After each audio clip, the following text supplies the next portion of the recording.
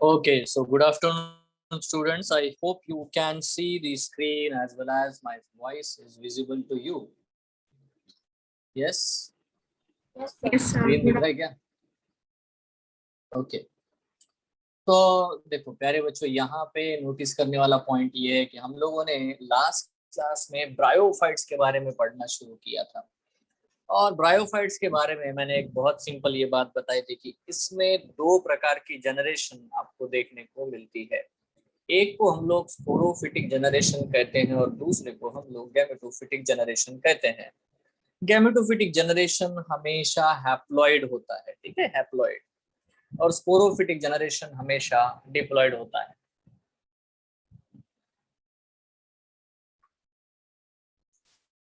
Okay, एक point मैंने ये भी बताया था कि गैमेटोफाइट इसका इंडिपेंडेंट है, डोमिनेंट है, ग्रीन है, फोटोसिंथेटिक है ना, फ्लैट होता है, मतलब थैलस जैसा है। बट जो स्पोरोफाइट है बेटा, वो उसका पैरासिटिक होता है, डिपेंडेंट होता है ना। और ये उसका पिक्यूलर कैरेक्टरिस्टिक है ब्रायोफाइट्स का। तो देखो, मैंने कहा था कि लास्ट क्लास में कि देखो, इसका अगर हम क्लासिफिकेशन करना चाहते हैं ब्रायोफाइट्स का, तो इसमें तीन ग्रुप है बेटा। एक है लीवरवर्ट, एक है हॉर्नवर्ट और एक है मॉसिस, ठीक है। तो इनके बारे में हम लोग एक एक को पढ़ रहे हैं। तो एक है लीवरवर्ट, और हमारी एनसीईआरटी सिर्फ लीवरवर्ट और मॉसिस के बारे में बात करती है। जो हॉर्नवर्ट है उसके बारे में कोई यहाँ पे मेंशन ही नहीं है हमारी एनसीईआरटी टेक्स्ट बुक में, और ना ही बेटा आपको कोई क्वेश्चंस देखने को मिलते हैं रिगार्डिंग दी हॉर्नवर्ट। तो इसीलिए हम लोग ज्यादा फोकस करते हैं बोथ सिर्फ दो ही ग्रुप के ऊपर, तीसरे ग्रुप के बारे में हम बात ही नहीं करते। थोड़ी बहुत बात मैं बताऊंगा कि हॉर्नवर्ट के बारे में, बाकी हम लोग इसी पे फोकस करेंगे। So let's understand this. देखो, लीवरवर्ट अगर हम लोग देखें तो इनकी बॉडी डेफिनेटली बेटा ज्यादा करके डॉर्सिवेंट्रली फ्लैट स्ट्रक्चर होती है। लास्ट क्लास में बेटा ये वाला एग्जांपल मैंने आपको दिखाया था। एग्जांपल जो है बच्चों आपके सामने है, मर्केंशिया, ठीक है। इसके अलावा एक और एग्जांपल मैंने आपको बताया था, वो था बेटा रिक्शिया, ठीक है। तो ये दो चीजें हैं, आप बोलो रिसिया बोलो कुछ फर्क नहीं पड़ता, बट मुद्दा बहुत सिंपल है कि आपको याद होनी चाहिए, ठीक है। सो नाउ, जैसे एल्गी में हम लोगों ने इतने सारे एग्जांपल पढ़े हैं, इडली सा, पोपोजीजी, you know, volvox, spirogyra, ulothrix, eudorina, all these examples, ये सारे एग्जांपल हमने पढ़े हैं। वो कहाँ पे हैं, कौन से ग्रुप में हैं, ये थोड़ा सा रिवाइज करते रहना बहुत जरूरी है। Let's do one thing. हम लोग यहाँ पे पेन एंड पेपर मेथड पे हम लोग यहाँ पे क्वेश्चन, यहाँ पे देखो, मैं एक क्वेश्चन आपसे पूछना चाहूंगा कि जैसे ये देखो 2009 का नीट का क्वेश्चन है बेटा, ये एक सिंपल क्वेश्चन है यहाँ पे। ये देखो, ये 2009 का क्वेश्चन है। क्या आप इसका जवाब दे सकते हो? Can you answer this question? Mannitol is the stored food in, ठीक है। तो बेटा अभी अगर आपको लास्ट क्लास का चार्ट आपने रिवाइज किया होगा, तो हमने बताया था रिजर्व फूड मटेरियल अलग अलग प्रकार के होते हैं, है ना।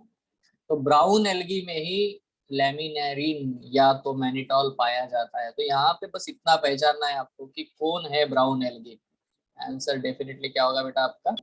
फ्यूकस, ठीक है। So this is the level of the NEET examination. ये नीट का क्वेश्चन है और आप देख सकते हो। वैसे ही बेटा हम लोग क्वेश्चन सॉल्व कर सकते हैं आगे भी, मतलब जो भी प्लांट्स है उनके बारे में अलग अलग प्रकार के जो भी क्वेश्चंस आते हैं। जैसे कि अगर मैं यहाँ पे, है ना, ये क्वेश्चन है, देखो ये सिंपल क्वेश्चन है, अभी हम लोग पढ़ ही रहे हैं। हाँ, तो ब्रायोफाइट का एक सिंपल क्वेश्चन, ये देखो यहाँ पे ब्रायोफाइट के बारे में क्वेश्चन पूछा है। Which of the following is responsible for the peat formation? तो मैंने बेटा बॉग पीट के बारे में आपको लास्ट क्लास में बताया था, है ना, ठीक है ना। बॉग पीट जिसको एज ए फ्यूल या ट्रांसशिपमेंट के यूज किया जाता है। तो मैंने बताया था ये वाला एग्जाम्पल स्पैगनम, ठीक है।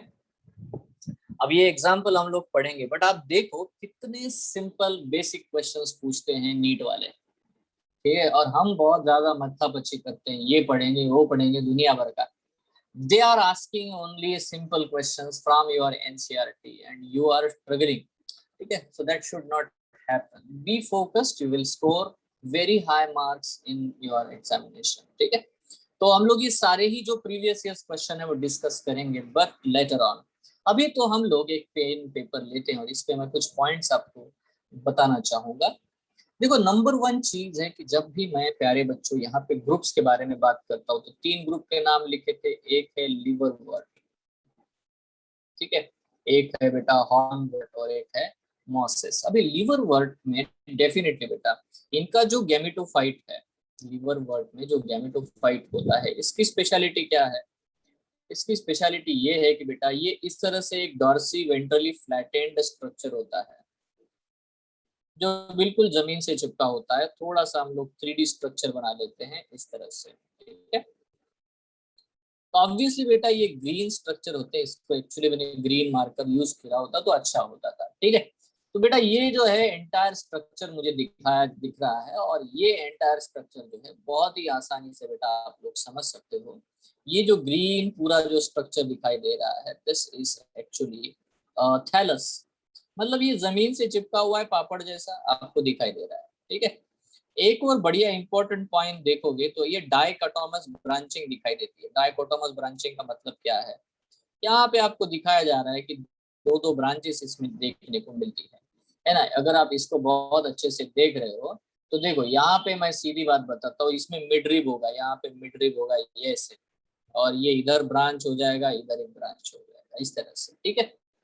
तो एक लीफ लाइक स्ट्रक्चर है गैमेटोफाइट जो बिल्कुल जमीन से चिपका हुआ होता है, ठीक है। बिल्कुल साधा सा था, डॉर्सी वेंट्रली फ्लैट पापड़ है, ऊपर से नीचे से चपटा है ऐसा है ना। अगर हम बोले साइंटिफिक लैंग्वेज में डॉर्सी वेंट्रली फ्लैट ऐसा बोल रहे हैं, ठीक है। तो सिंपल है, तो this is very simple, very normal. But देखो ये अपर साइड है इसका, इसको मैं डेफिनेटली बेटा इसका डॉर्सल साइड कहता हूँ।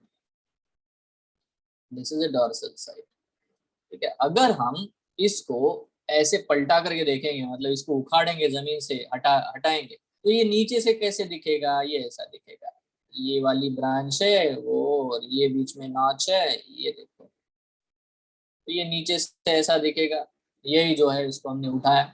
वो वाला मिड रिब भी आपको नीचे साइड से भी दिखाई दे रहा है, ये देखो इस तरह से, है ना, ये चीज दिखाई दे रही है, ठीक है। So it has that mid rib, you know this mid rib, it's single. तो डेफिनेटली बेटा यहाँ पे वो डेफिनेट बहुत सिंपल। और ये बेटा मैं जो दिखा रहा हूँ नीचे से देख रहे हो आप, है ना, ventral side of the thallus. अब यहाँ नीचे से देखने पे मेरे प्यारे बच्चों एक चीज आपको दिखाई देगी, और वो क्या है पता है? ये जो मिडरिब है ना उसके नीचे साइड में यहाँ पे बिल्कुल छोटे छोटे बेटा सिंगल सेल के बेटा रूट जैसा स्ट्रक्चर मैंने बताया, जो कि मिनरल को एब्जॉर्ब करने में, वाटर को एब्जॉर्ब करने में मदद करता है। इनको मैं बोल रहा हूँ बेटा यूनिसेलुलर राइजोइड। अब ये चीज मैंने लास्ट क्लास में बताया था कि राइजोइड इनके पास होते हैं। राइजोइड का मतलब क्या है रे, कौन बताएगा? रूट लाइक स्ट्रक्चर है ना, राइजोइड। बहुत ही प्यारे, बहुत ही बढ़िया, हो गया, ये भी होता है। इवन इनके पास में अगर आप देखोगे ना, एक और बढ़िया चीज होती है, सर इनके साइड साइड मार्जिन में ना ऐसे छोटे छोटे सर लीफी अपेंडेजेस होते हैं नीचे। हाँ बोलिए। सर आप ये मिडरिप वाला एक बार वापस से बताएंगे? हाँ ये देखो बीच में है ना उसके, है ना, एक ऐसी गैप सी होती है, मतलब ऐसा डिप्रेशन होता है, ठीक है, बीच में इस तरह से। ये इसको हम लोग बोलते हैं मिड रिब, ठीक है। इसको डाइकोटोमस ब्रांचिंग है। ओके डाइकोटोमस का मतलब क्या है? दो ब्रांचेस आना, दो ब्रांचेस, एक एक आएगा तो उसको देखो एक ब्रांच आ गई, वैसे यहाँ पे होगा, और फिर से दो ही आएगा, इस तरह से वो ब्रांच होता जा रहा है। तो डाइकोटोमस ब्रांचिंग आपको दिखाई देती है, ठीक है। अब आप देख पा रहे हो यहाँ पे बेटा मैंने ब्लू कलर के छोटे छोटे लीफ लाइक अपेंडेजेस ड्रॉ किए हैं, लीफ जैसे अपेंडेजेस है, ठीक है। स्केल्स इनको बोलते हैं बेटा हम लोग, ये जो छोटे छोटे इनको हम लोग बोलते हैं स्केल। ये भी जो स्केल है ये डेफिनेटली बेटा जितने भी पाए जाते हैं ये शॉक एब्जॉर्प्शन का काम करते हैं, ठीक है। So they act as a shock. मतलब देखो ये जमीन के ऊपर है यार, इनके ऊपर कोई भी चल के चला जाएगा, कोई भी एनिमल है ना, पेड़ गिरेगा, बहुत सारी चीजें होगी, तो डेफिनेटली बेटा ये जो है ना शॉक एब्जॉर्ब करने चाहिए। तो शॉक एब्जॉर्प्शन के लिए बेटा स्केल्स स्केली लीव्स होते हैं जो उसको थोड़ा बहुत मदद करते हैं।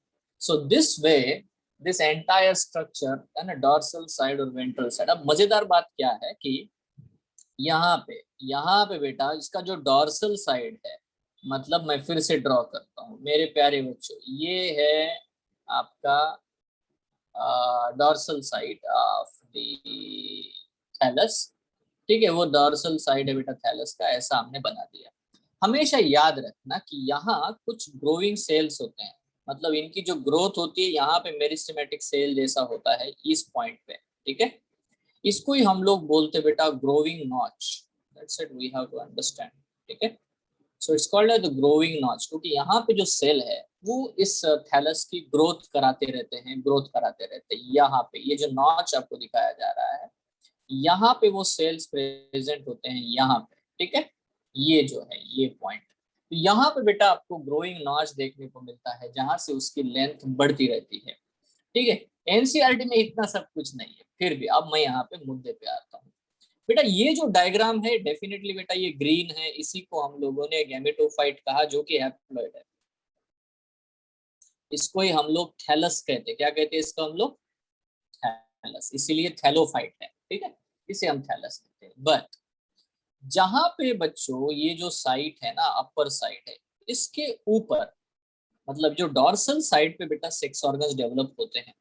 क्या आपको याद है मैंने लास्ट क्लास में आपको एंथ्रेडियोफोर और आर्किबोनियोफोर दिखाया था, है ना? तो Yes, ये sir. जो है बिल्कुल, ये जो है फोर यहाँ पे डेवलप हुआ और इसके ऊपर यहाँ पे बेटा उसके सेक्स ऑर्गन डेवलप होते हैं। मतलब सेक्स ऑर्गन हमेशा आपको उसके डॉर्सल साइड पे देखने को मिलेंगे, और राइजॉइड और स्केल्स आपको उसके वेंट्रल साइड में देखने को मिलेंगे। Is it clear? अरे समझ रहे हो ना? Yes, sir. आसान, बहुत इजी है। ठीक है, अगर हम लोग यहाँ पे नोटिस करते हैं जहां पे फीमेल सेक्स ऑर्गन होता है ना, वही जाइगोट बनेगा और उसी जाइगोट से स्पोरोफाइट बनेगा। तो फिर क्वेश्चन आता है सर, ये जो स्पोरोफाइट होता है वो कहाँ डेवलप होगा? तो डेफिनेटली बेटा यहाँ पे ये मिडरिप जो एरियाज है, यहाँ पे मान लो बेटा पहले से फीमेल सेक्स ऑर्गन प्रेजेंट था, तो बेटा यहीं पे वो पूरा डेवलप होता है। अलग कलर लेंगे हम लोग, यहाँ पे चलो रेड कलर लेते हैं। तो यहाँ डेवलप होगा बेटा इस तरह से सीटी, मतलब एक स्टॉक जैसा स्ट्रक्चर, एक फूड जैसा स्ट्रक्चर, और बेटा एक कैप्सूल है ना, ये देखो जिसमें स्पोरेंजिया होगा।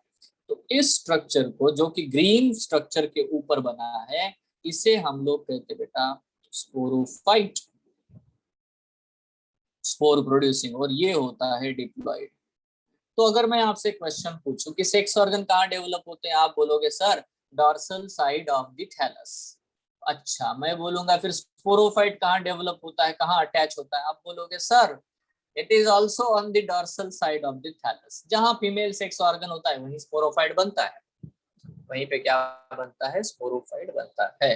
तो sporophyte is dependent, non green and parasitic, है ना? कैसा होता है बेटा? Dependent, non green and parasitic. ठीक है, अब ये जो भी स्पोरोफाइट होते हैं इसमें बेटा हमेशा अगर हम लोग थोड़ा सा ध्यान से देखें तो इसमें तीन चीजें होती है। एक इसको बोलते बेटा सीटे, इसको बोलते बेटा कैप्सूल, और ये जो आपको दिखाया जा रहा है जिससे ये अटैच है यहाँ पे, इसको बोलते बेटा फुट। तो स्पोरोफाइट में तीन पार्ट होते हैं, फुट, सीट है, as well as what the capsule. और कैप्सूल ही है बेटा जिसके अंदर स्पोरेंजिया और स्पोर्स डेवलप होते हैं। ठीक है, तो स्पोरेंजिया कैप्सूल में पाया जाता है ना? स्पोरोफाइट का मतलब क्या है? स्पोरोफाइट का मतलब spore producing organ, sorry, spore producing plant, because it has the spore producing organ, sporangia. Is it clear? है ना? तो ये बहुत नॉर्मल सी चीज है जिसको हम लोग देखते हैं, है ना? अब देखो कुछ कुछ हमारी एनसीईआरटी क्या बोलती है कि डॉर्सी वेंट्रली फ्लैट स्ट्रक्चर होता है, ये जो भी मैंने बताया आपको,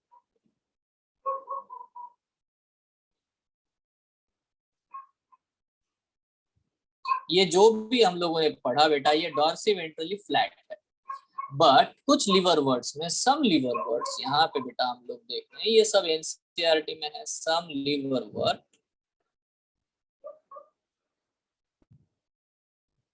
हैव इरेक्ट थैलस, ठीक है।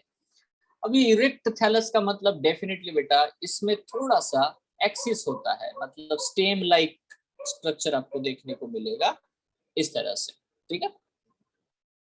नीचे बहुत सारे यूनिसेलुलर राइजोइड्स होंगे, no problem at all. But ये जो है ना स्टेम लाइक, इसको बोलते हैं axis, it's called as what, the axis, ठीक है। तो ऑब्वियसली ये स्टेम लाइक स्ट्रक्चर है, बट यहाँ पे बड़ी इंपॉर्टेंट बात होती है, it has leaf like appendages in two rows. मतलब देखो एक साइड में इस तरह से लीफ लाइक स्ट्रक्चर से ग्रीन वाले, ठीक है, और दूसरे साइड में तो 2 rows of leaf like appendages you can see, ठीक है। सो ये लीफ नहीं है, they are the leaf like appendages in 2 rows, ठीक है। 2 rows आपको दिखाई देंगी, एक इधर के साइड में एक इधर के साइड में है, और इनका जो स्पोरोफाइट होगा वो टिप पे डेवलप होगा, यहाँ पे बेस अटैच रहेगा, यहाँ स्पोरोफाइट बनेगा, ठीक है। सो कीप इन माइंड ये जो नीचे वाला पोर्शन है डेफिनेटली बेटा ये ग्रीन है, ठीक है, ये ग्रीन है, और इसके ऊपर जो स्पोरोफाइट डेवलप हो रहा है वो ग्रीन नहीं है, it is a non green structure, it is a dry structure, it has a foot seta as well as what the capsule, ठीक है। तो इस तरह से टिप के ऊपर सेक्स ऑर्गन डेवलप होंगे या तो टिप के ऊपर, बट द पॉइंट इज कि लीफ लाइक, ये लिवर वर्ट है, इरेक्ट लिवर वर्ट, ठीक है, I am saying it is a liverwort, ठीक है। बट अगर ऐसा दिखता है तो बेटा आपको 2 rows में आपको लीफ लाइक, यहाँ पे टिप पे ऊपर सेक्स ऑर्गन डेवलप होंगे और टिप पे ही स्पोरोफाइट डेवलप होते हुए दिखाई देगा। यस और नो, इज इट क्लियर? ये चीज डेफिनेटली बेटा ये है स्पोरोफाइट, ठीक है, और ये है बेटा gametophyte. I hope it is very clear to you, no problem at all. Yes, समझ रहे हो ना, आसान है पक्का। Yes, sir. इसके अलावा बेटा लिवर वर्ट के बारे में एक और बढ़िया Sir, बात, is this a diagram of liverwort जो Paneria? होते हैं, क्या बेटा? नो नो इट्स नॉट, ये लिवर वर्ट है बेटा, liverwort, it's funaria is moss. हम सिर्फ लिवर वर्ट के बारे में बात करिए, क्या हो गया, मैंने थोड़ा सा गलत लिखा हुआ है ना, सी ये बेटा लिवर वर्ट है ना, इट इज नॉट द फिनारिया, ठीक है, that is what the point I am talking about. मैं फिनारिया अभी बनाने जा रहा हूँ, ठीक है, जस्ट अभी मैं वही करने जा रहा हूँ। अब मैं क्या करता हूँ, जब भी मैं मॉसिस में ये स्ट्रक्चर ड्रॉ करूंगा, इन case of the mosses what I will draw, mosses मतलब जिनको हम लोग ब्रायोप्सिडा, ये लिवर वर्ट नहीं है, मॉसिस अलग चीज है। तो बेटा मॉसिस में हमेशा लीफी स्टेज आपको देखने को मिलती है, लीफी स्टेज मतलब जैसे ये ऊपर है, लीफी स्टेज मतलब इरेक्ट थैलस, ठीक है, ऑलवेज ऑल ऑफ देम, सब में ऐसा ही होगा, बट उनमें एक डिफरेंस है। उनमें डिफरेंस ये है कि उनका जो एक्सिस होता है ना, ये एक्सिस है, थोड़े छोटे एक्सिस होते हैं, इनके नीचे जो राइजोइड आएंगे वो बेटा यूनिसेलुलर नहीं होते, the rhizoids are branched and multicellular, that is what the another point you have to remember। yes, मैंने उस दिन बोला था, अंडरलाइन करके दिखाया था एनसीईआरटी का स्टेटमेंट की, है ना, 2 प्रकार के राइजोइड देखने को मिलते हैं। ये कैसा है बेटा? Multicellular. Branch. Multi cellular rhizoid. तो सबसे पहला मुद्दा आपके दिमाग में आएगा कि देखो जब भी मॉसिस के बारे में पढ़ेंगे तो उनमें मल्टी सेलुलर राइजोइड होंगे, ठीक है, विथ ऑब्लिक सेप्टम। अब ये चीज क्या है भाई, ऑब्लिक सेप्टम, मैं आपको बता देता हूँ। अगर आप एक इस रूट राइजोइड को लोगे और इसको मैग्नीफाई करके देखोगे इन माइक्रोस्कोप, तो बेटा ये है राइजोइड, बड़ा दिखाई दे रहा है हमको। अब इसमें एक सेल ऐसा होना चाहिए था, ये सेल है, ये सेल है, क्योंकि ये मल्टी सेलुलर है, बट ये ऐसा नहीं होता, रॉन्ग है। ये आपको ऐसा दिखाई देगा, देखो बड़ा ध्यान से देखना, इसके जो सेपरेशन है वो ऐसे ऑब्लिक होते हैं, आपको दिखा, समझ रहे आ रहा है क्या? ठीक है, Yes, sir. This is Yes, sir. Correct. So they always have the oblique septum, you know, oblique septum। ये आपका नीट का बेटा क्वेश्चन भी है ना, जिप मार का क्वेश्चन है कि आपको मॉसिस में कौन से प्रकार का राइजोइड देखने को मिलता है। तो तो आंसर है multi cellular with oblique septum, है ना। ऐसा रॉयजॉइड आपको देखने को मिलेगा। पहला पॉइंट क्लियर हो गया, इन दोनों में डिफरेंस समझ में आ गया। यहाँ पे जो मैंने बनाया है ये कैसे बेटा, यूनिसेलुलर। यूनिसेलुलर। कोई प्रॉब्लम, ठीक है। This are the unicellular rhizoid. यहाँ पे अब और मजेदार बात देखो, इसके ऊपर ये जो एक्सिस जो है, इसके ऊपर जो लीफ अपेंडेजेस आते हैं, लीफी, देखो इनको लीफ नहीं बोलते हम लोग, लीफ लाइक, ये एक्सिस है। एक्सिस है मतलब it is stem like structure, ठीक है। तो डेफिनेटली बेटा इसके ऊपर ये जो स्टेम लाइक चीज दिखाई दे रही है, एक्सिस दिखाई दे रहा है मेन, ठीक है, इसके ऊपर अब बेटा लीफ आएंगे। लीफ कैसे आते हैं, they are in spiral way. Spiral way का क्या मतलब हुआ यार, देखो एक लीफ यहाँ पे आ जाएगा, ऐसा आया, उसके बाद में दूसरा बेटा उसके अंदर ऐसा आएगा, तीसरा बेटा उसके पीछे आएगा, फिर चौथा ऐसा आएगा। मतलब आपको समझ में आना चाहिए कि leaves are in the spiral arrangement, ठीक है। तो they are not in two rows, ठीक है। तो जब भी इसके ऊपर लीव्स आएंगे तो leaves will be in the spiral arrangement, that I can not draw properly but you can understand. मतलब एक है, फिर ऐसा आप अरेंज कर सकते हो, ठीक है। Spiral arrangement you can understand, ठीक है। सो बेटा जब भी ये स्पाइरल अरेंजमेंट होता है लीफ का, तो आपको ये याद रखना है, लीफी अपेंडेजेस, लीफी लिखा है ना, मतलब लीफ लाइक है, leafy appendages with spiral arrangement. Now कितने बच्चे यहाँ पे इस क्लास में मुझे लिवरवर्ट के इरेक्ट स्टेज में और मॉस के इरेक्ट स्टेज में दो डिफरेंस बता सकते हैं? सर एक डिफरेंस है लिवरवर्ट का यूनिसेलुलर। पहला तो ये है राइजोइड वाला, ठीक है, और एक डिफरेंस क्या है बेटा, leaf leafy arrangement of appendage. Leaf. ये कैसे होते हैं, इन टू रोज, और ये कैसे हैं, स्पाइरल। स्पाइरल बहुत बढ़िया, बहुत ही बढ़िया, डन। सेम टू सेम इसके भी लीफी स्टेज में, इसके भी लीफी स्टेज में, मेरे प्यारे बच्चों बड़ा ही ध्यान से सुनना अभी, इसके भी लीफी स्टेज में आपको ये देखने को मिलेगा जिसको हम लोग बोलेंगे at the tip the sporophyte will arise, ठीक है। अभी उसका फूट होगा, ये है बेटा स्पोरोफाइट का सीट है, और ये है मेरे प्यारे बच्चों कैप्सूल।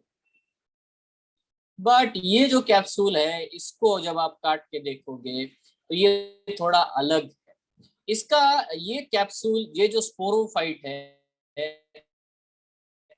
मैंने पूरे ऑरेंज कलर में बनाया है, but what I will do right now, it will shock. So see, इसका जो स्पोरोफाइट है, इसका स्पोरोफाइट डेफिनेटली बेटा यहाँ तक नॉन ग्रीन स्ट्रक्चर है, बट मेरे प्यारे बच्चों इसका स्पोरोफाइट जो होता है वो नीचे लेवल पे आपको ग्रीन मतलब फोटोसिंथेटिक दिखाई देगा।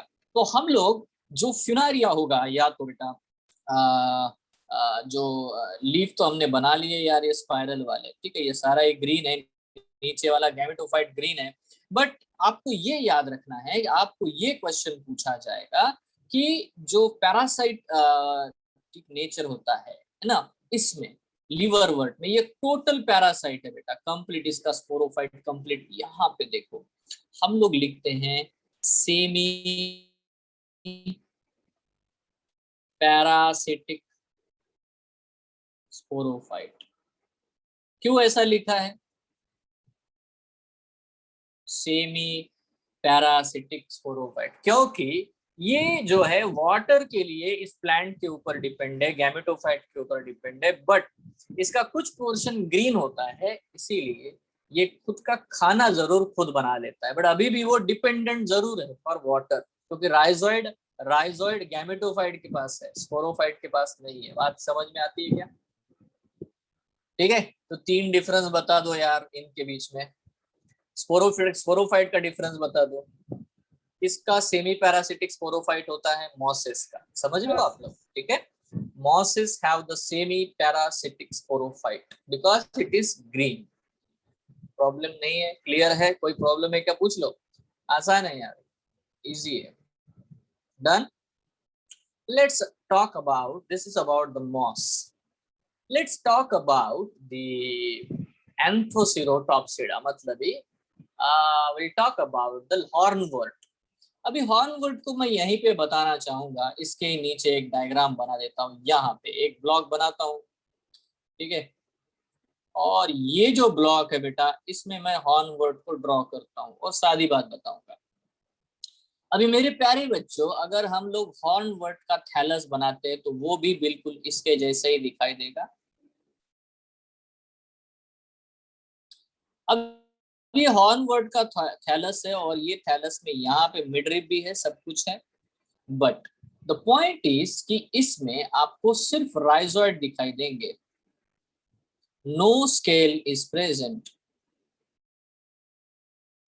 तो जो स्केल्स होते हैं जो यहाँ पे हमने बनाए हैं, ये वाले जो स्केली लीव्स होते हैं बेटा, वो आपको कभी भी हॉर्न वर्ड में देखने को नहीं मिलते, ठीक है। Horn word do not have the scale on it's ventral side, ठीक है, लिवर वर्ड के अलावा है। एक और बढ़िया चीज मैं यहाँ पे बना देता हूँ, ये देखो,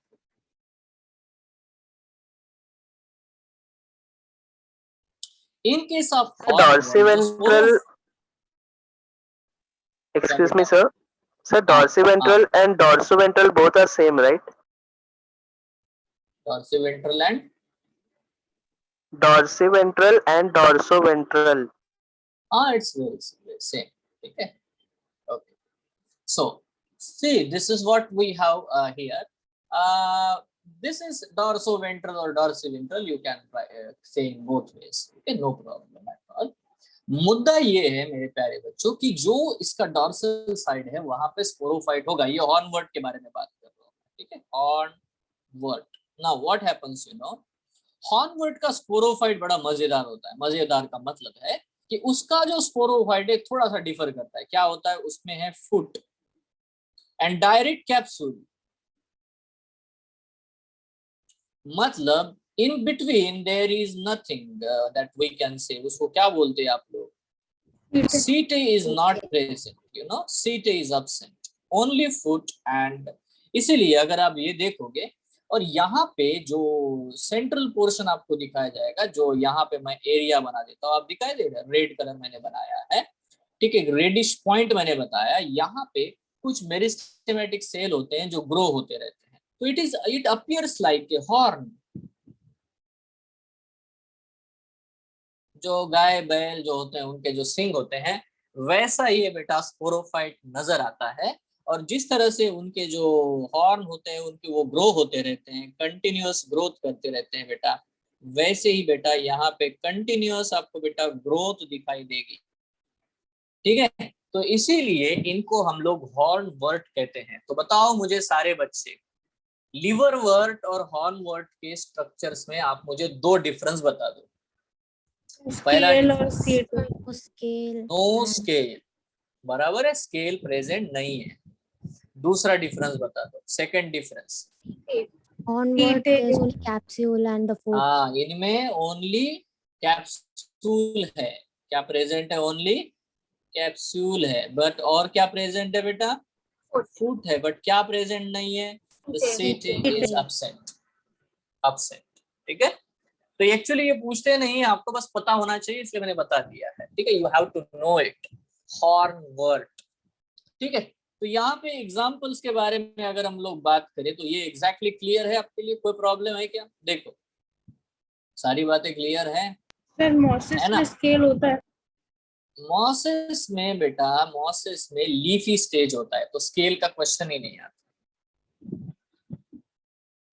है ना। ये तो हम लोग स्केल वाला जो वर्ड है, जो भी टर्म यूज कर रहे हैं, that we are using for the dorsoventral और डॉर्सिवेंट्रल लीफी फ्लैटेंड स्ट्रक्चर, सही है, यस सर। ठीक है, ओके। तो आप अगर ड्रॉ भी नहीं करोगे तो चलेगा, कोई इशू नहीं है। देखो and I will send this. अभी देखो मुद्दा पे आते हैं, बिल्कुल सिंपल मान लेते बेटा, थोड़ा ध्यान से सब लोग सुनना, ये पॉइंट है, बहुत अच्छे से सुनना। देखो अगर मैं लीवर वर्ड के बारे में बात कर रहा हूँ, है ना,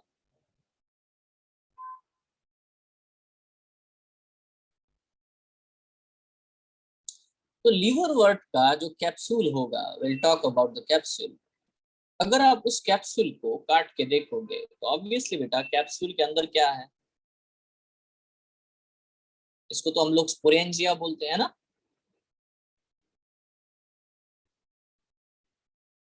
स्पोरेंजिया का मतलब क्या है, स्पोर प्रोड्यूसिंग ऑर्गन।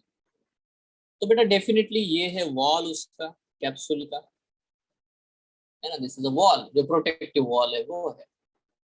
उसके बाद में मजेदार बात ये होती है कि इसके अंदर बहुत सारे बेटा डेफिनेटली आपको स्पोर्स देखने को मिलेंगे। ये जो भी मैंने रेड कलर के बनाए हैं ये सारे स्पोर हैं।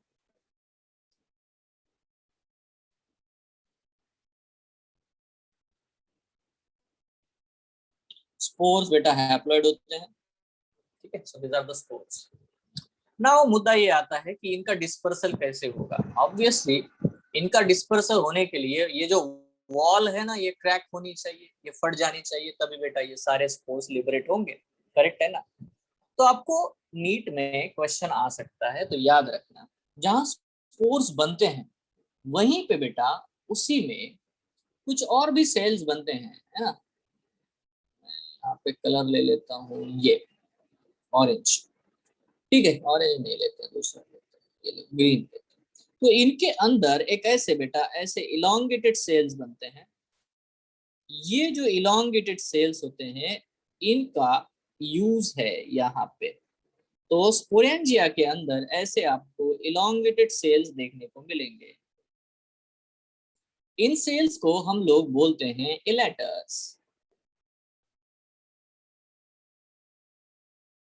इलेटर्स हाइग्रोस्कोपिक होते हैं। हाइग्रोस्कोपिक का मतलब होता है बेटा, हाइग्रोस्कोपिक का मतलब होता है दे एब्जॉर्ब वाटर और humidity. When they absorb water, electors क्या करते हैं, अगर मॉइस्चर बाहर बढ़ जाए बड़ा धीरे धीरे वो इसको मतलब ये जो पानी है वाटर को एब्जॉर्ब करते हैं और स्वेल होने लगते हैं। और इतने स्वेल होते हैं कि they exert pressure on the wall of the sporangia and so the wall will rupture and the spores will be dispersed. तो नीट आपको जो क्वेश्चन पूछता है बड़ा ही सिंपल है कि लीवरवर्ट में, इन केस ऑफ लीवरवर्ट, है ना, स्पोर के डिस्पर्सल के लिए कौन से सेल रेस्पॉन्सिबल है, आपको आंसर देना है इलेटर्स। इतना इजी क्वेश्चन आता है, ठीक है। मैं क्वेश्चन पूछता हूँ, आप जवाब दो। बेटा लीवरवर्ट के केस में ऐसे कौन से सेल प्रेजेंट होते हैं स्पोरेंजिया में जो हाइग्रोस्कोपिक होते हैं, बता सकते हो? इलेटर्स। इलेटर्स, simple, very simple, very normal, ठीक है। राइट नाउ हमारे लिए मॉसिस के जो है उसके बारे में जो स्पोरेंजिया है उसके बारे में बात करना बहुत जरूरी है ना। हमारे लिए बेटा ये पॉइंट है, देखो मैं अगर मॉसिस के बारे में बात करता हूँ, मॉसिस बड़ा ही ध्यान से सब लोग सुनना, ये मॉसिस, मॉसिस का जो कैप्सूल होता है इसके बारे में हमारी एनसीईआरटी लिखती है, the capsule is more elaborate than, किससे ज्यादा elaborate है भाई, more elaborate than the liverwort। मतलब कि मॉसिस में जो कैप्सूल डेवलप होता है वो सेमी पैरासिटिक होता है, ठीक है। इसीलिए वो ज्यादा डेवलप्ड है, ज्यादा इलेबोरेट स्ट्रक्चर है, ठीक है, सेमी पैरासिटिक इन नेचर। तो मॉस का जो स्पोरोफाइट है वो सेमी पैरासिटिक है। अगर हम उसके स्ट्रक्चर को देखना चाहे तो हमें ये चीज देखने को मिलेगी, उसका स्ट्रक्चर थोड़ा सा कॉम्प्लिकेटेड होता है। मतलब जब भी हम लोग इसको ड्रॉ करना चाहेंगे, ये तो कैप्सूल है बेटा, ये इस तरह से आपको दिखाई देगा, ये ऐसा स्ट्रक्चर आपको दिखाई देता है इस तरह से, ठीक है। आपको ये ऐसा स्ट्रक्चर आपको कैप्सूल का देखने को मिलता है in the case of the mosses.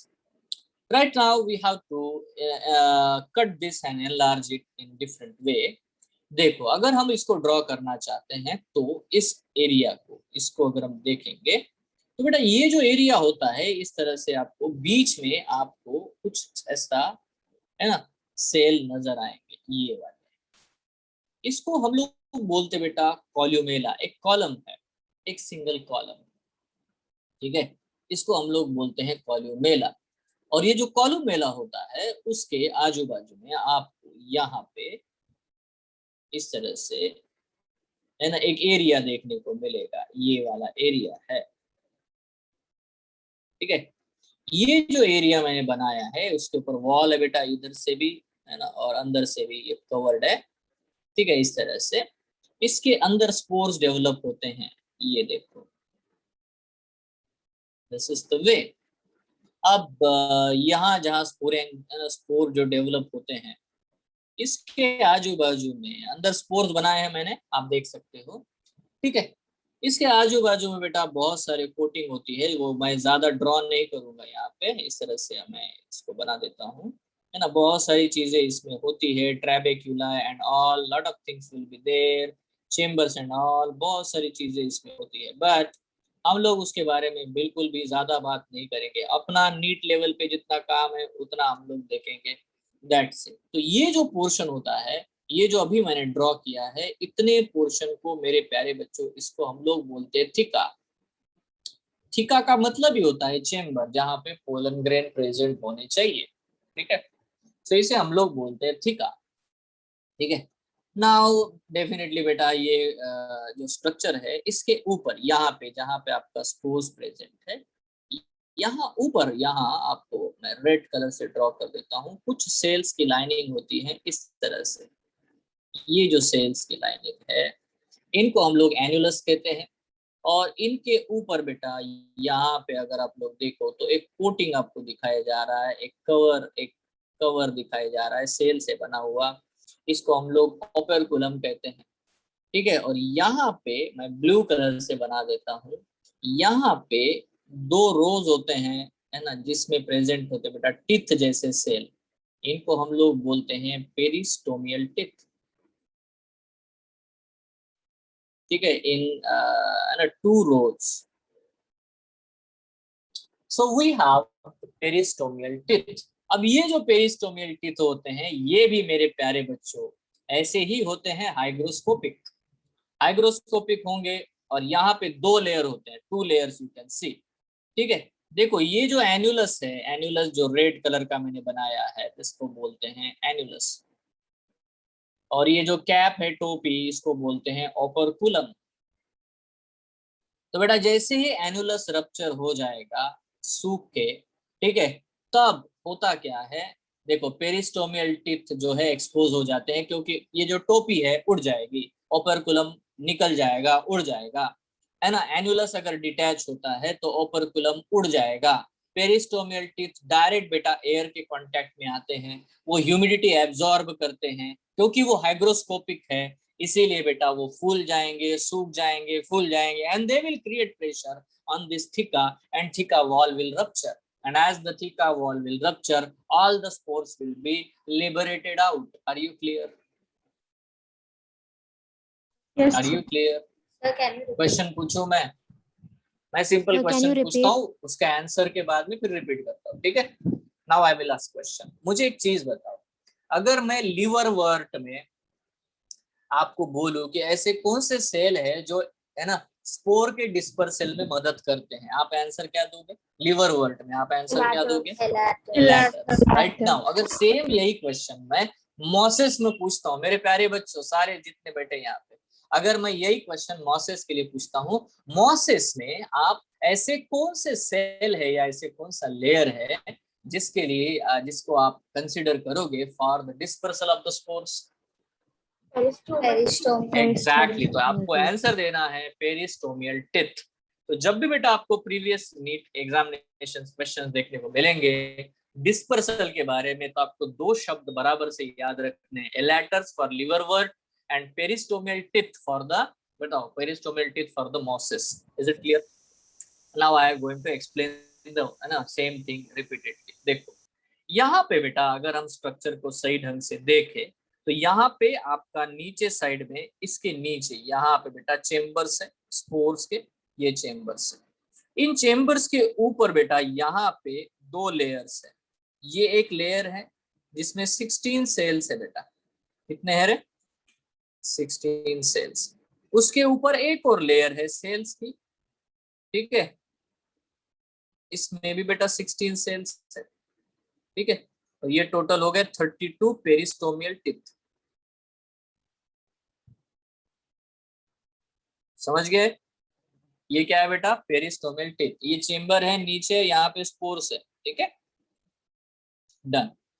अब अगर ये देखो, ये पेरिस्टोमियल टिप कैसे होते हैं? हाइग्रोस्कोपिक होते हैं। क्या होते हैं बेटा? ये हाइग्रोस्कोप। Hygroscopic in nature. अब ये पानी एब्जॉर्ब करेंगे, स्वेल होंगे, पानी लॉस करेंगे तो श्रिंक होंगे, इस चक्कर में है ना वो रप्चर होते हैं, और रप्चर होने के साथ बेटा यहाँ से बेटा ये स्पोरेंजिया खुल जाते हैं और यहाँ से स्पोर्स रिलीज हो जाते हैं। बट प्रॉब्लम ये है कि पहले बिफोर दैट यहाँ पे बाजू में बेटा कुछ सेल्स है ना, मैं यहाँ पे थोड़ा सा ये एरोज हटा देता हूँ बच्चों। यहाँ पे कुछ बाजू में सेल्स है बेटा, ये सेल्स क्या है पता है? इधर और इधर, एक्चुअली यहाँ रीज होते हैं बट उतना मैं बताऊंगा नहीं। ये जो सेल्स है जो रेड कलर में बना है, ये कौन है बेटा? दे आर द एन्युलस, ठीक है। और सबसे खास बात, एन्युलस के साथ में अटैच्ड है बेटा यहाँ पे कुछ कोटिंग, एक सेल की लेयर, एक कैप उन्होंने पहनी हुई है, प्रोटेक्टिव कैप। ये क्या है बेटा जो ऊपर बनाया है? ये है ओपरकुलम। क्या है बेटा ये? ओपरकुलम। तो सबसे पहले अगर पेरिस्टोमियल टिप ह्यूमिडिटी के कांटेक्ट में आना चाहते हैं तो क्या निकाल देना पड़ेगा बता दो? ओपरकुलम। जैसे ही ओपरकुलम निकलेगा, ओपरकुलम कब निकलेगा? तो कौन से सेल बेटा डिस्ट्रॉय होने चाहिए ताकि ओपरकुलम निकल जाए? एन्युलस। बहुत सही। अब आप खुद ही जानते हो क्या होता है, समझ गए हो क्या? जानते हो ना? तो जैसे एन्युलस के सेल है ना अपनी पोजीशन से डिटैच होंगे, वैसे ओपरकुलम निकल जाएगा। ओपरकुलम निकल जाएगा तो पेरिस्टोमियल टिप जो कि हाइग्रोस्कोपिक है ना, ये बेटा डायरेक्ट एयर के ह्यूमिडिटी के कांटेक्ट में आएंगे, and then everything will happen, they rupture, the pores will, यहाँ से बेटा वो श्रिंक होके ये होके बेटा वो रप्चर हो जाएंगे। It will create pores and so that your the spores will be released from the chamber. yes, ठीक है। और बीच में जो कॉलम होता है उसको क्या बोलते हैं रे? अभी मैंने बोला था बीच में जो कॉलम होता है ये ग्रीन कलर का, इसको क्या बोला था मैंने? कॉल्यूमेला। नाम से समझ में कॉलम, कॉल्यूमेला। तो जो सेंटर में है उसको हम लोग कॉल्यूमेला बोलते हैं। बट अभी भी ये स्ट्रक्चर पूरा हुआ नहीं। इसमें क्या होता है, जो थीका वाला पोर्शन है, थीका वाले पोर्शन के बाद बेटा इसके नीचे यहाँ पे आपको ग्रीन स्ट्रक्चर देखने को मिलेगा। मैंने बताया था ना ये ग्रीन होता है, बराबर है।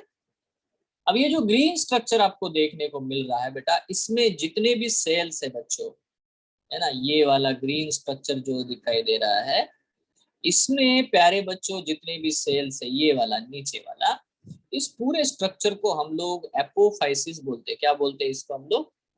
ठीक है, एपोफाइसिस। क्या कहते हैं इसको हम लोग? एपोफाइसिस, ठीक है। और इस एपोफाइसिस की बढ़िया मजेदार बात ये होती है कि इसमें बेटा गैसेस एक्सचेंज करने के लिए लीफ में जैसे होते हैं वैसे स्टोमेटा भी प्रेजेंट होते हैं। स्टोमेटा फॉर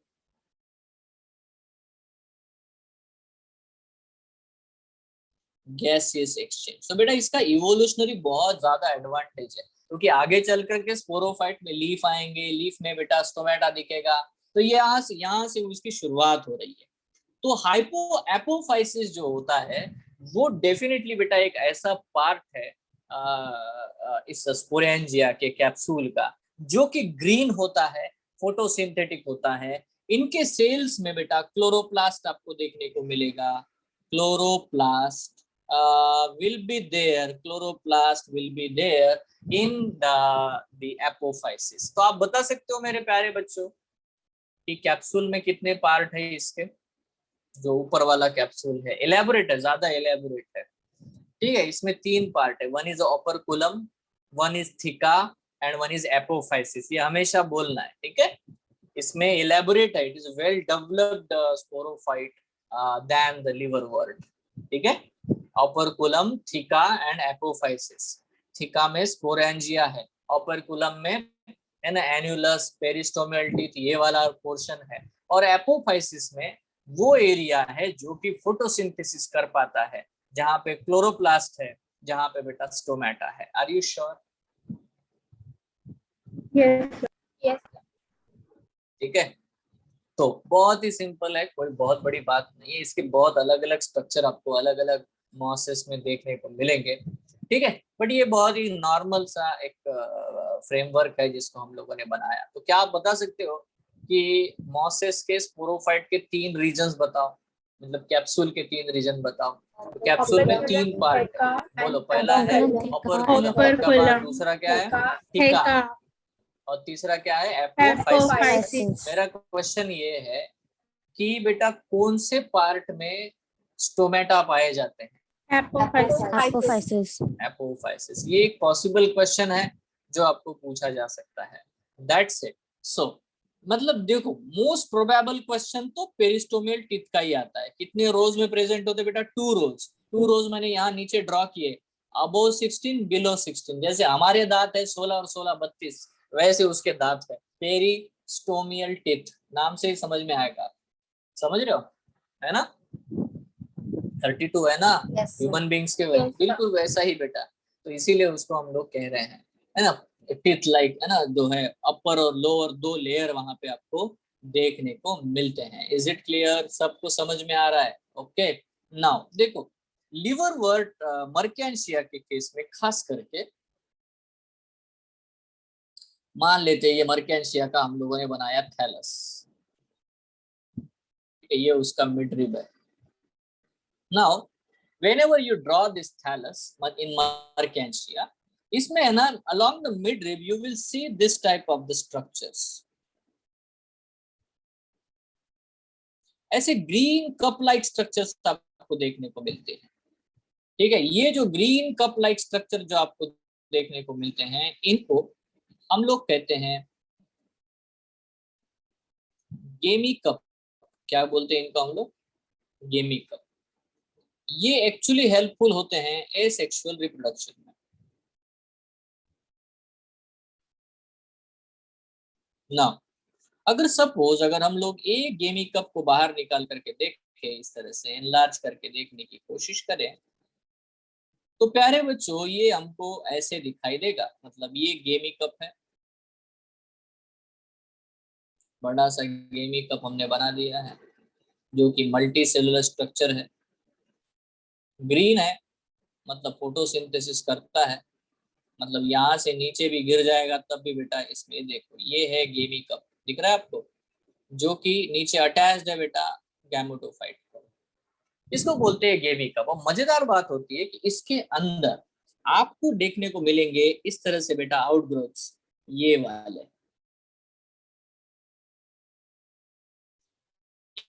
इनको हम बोलते, छोटा सा एक बना देता हूँ, ये देखो, छोटे से बड़े ऐसे बहुत सारे होते हैं इनमें, ठीक है। इनको बेटा हम लोग बोलते हैं गेमी। ये भी मल्टी सेलुलर स्ट्रक्चर है, this is called as what? The gemmae और गेमी, ठीक है। So this is what? The गेमी।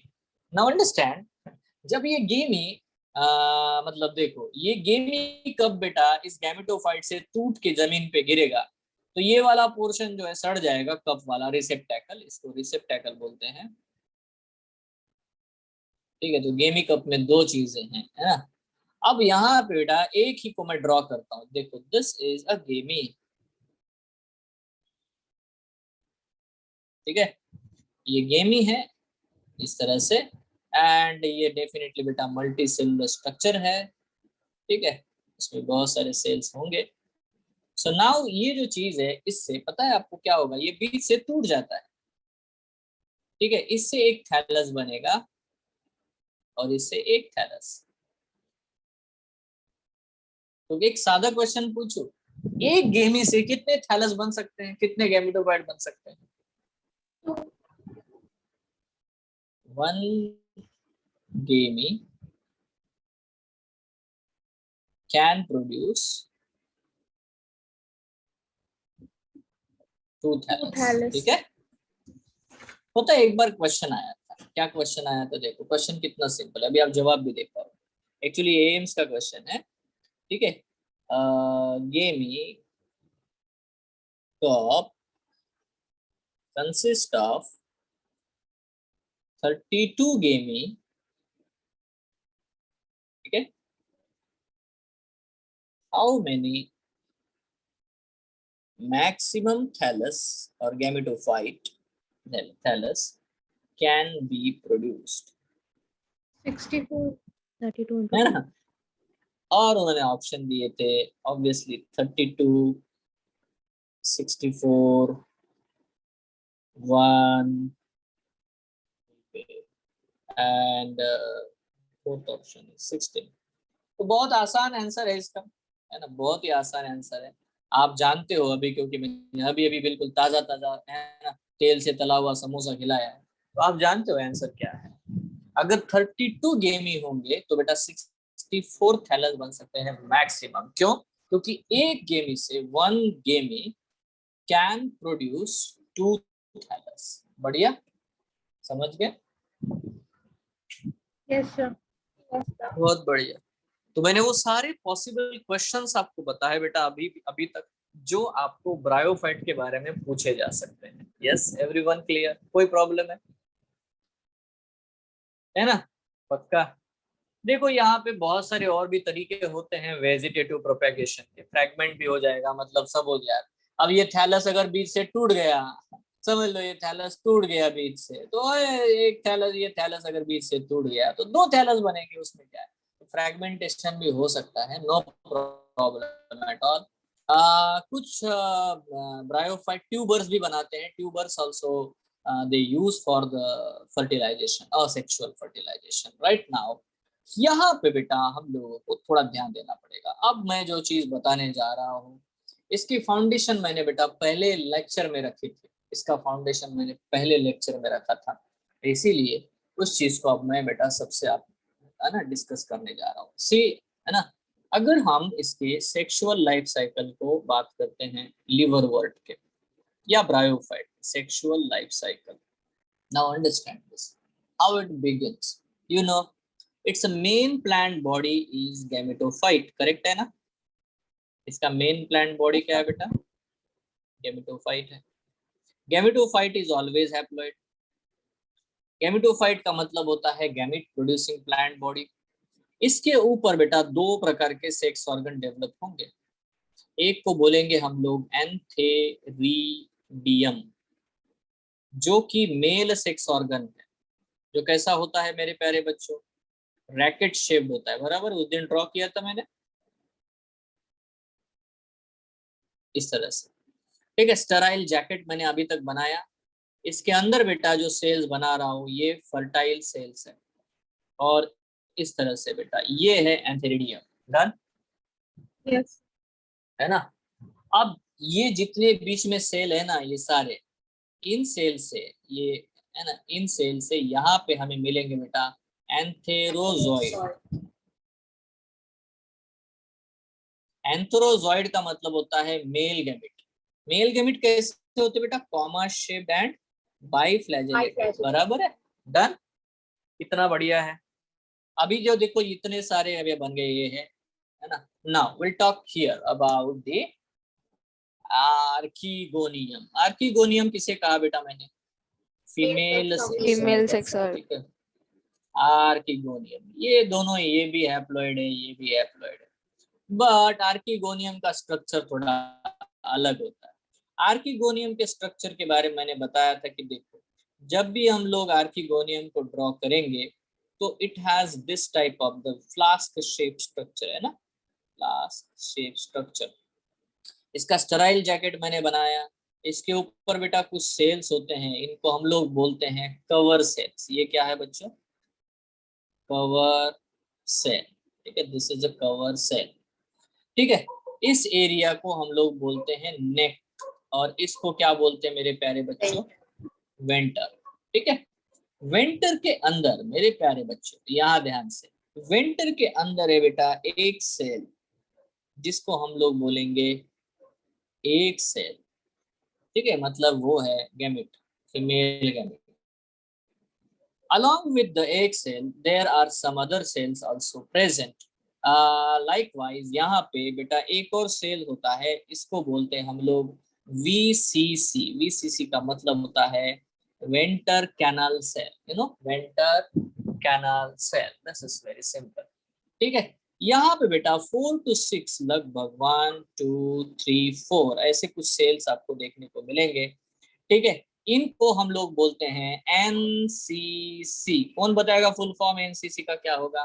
नेक कैनाल सेल। ठीक है, तो देखो नेक के कैनल में सेल है, नेक कैनाल सेल, वेंटर कैनल में सेल है, वेंटर कैनाल सेल। ठीक है, लगभग हमें हमेशा ये याद रखना है कि एक ही वेंटर कैनाल सेल पाया जाता है, और बेटा ये 4 to 6 है ना, नेक कैनाल सेल्स आपको देखने को मिलेंगे। Is it clear? अब आपको सबको ये बताना है कि अगर मेल गैमेट अंदर घुसना चाहता है यहाँ पे, तो सबसे पहले क्या होना चाहिए? Cover cell open Cover cell. बिल्कुल, कवर सेल ओपन होने चाहिए। बट क्या बेटा कवर सेल ओपन करने से मेल गैमेट अंदर तक चला जाएगा क्या? क्या रास्ता साफ है? No, जा sir. पाएगा? No, sir. नहीं जा NCC. पाएगा। इसका मतलब क्या होना चाहिए? NCC और VCC के जो सेल है वो डिसॉल्व होनी चाहिए। करेक्ट है? Yes. Yes. है ना? Yes, sir. बिल्कुल बिल्कुल ऐसा होगा।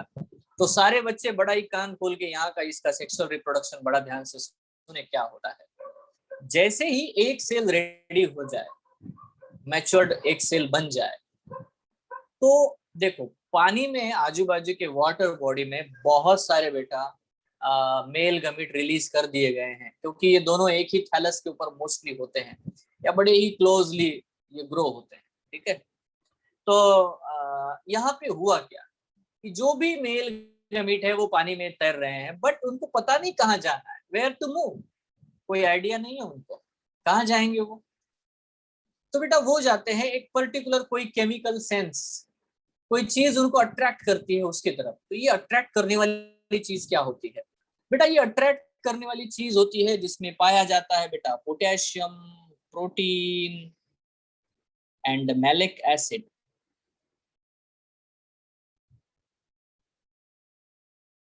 और ये कहां से रिलीज होता है?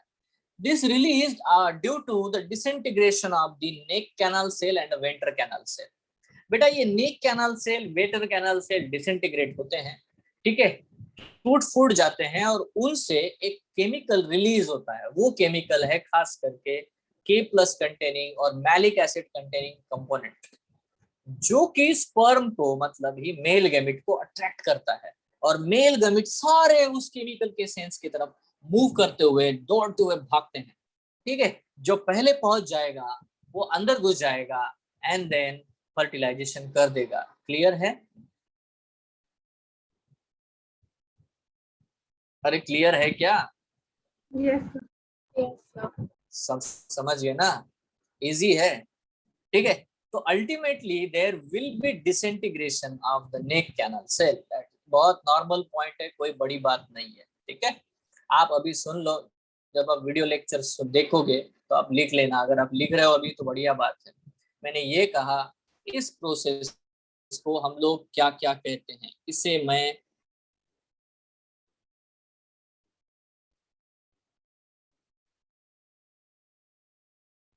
केमोटैक्टिक मूवमेंट कहता हूं, tactic movement of the male gamete. क्योंकि male gamete travel towards the chemical signal. ठीक है, समझ में आ रहा है?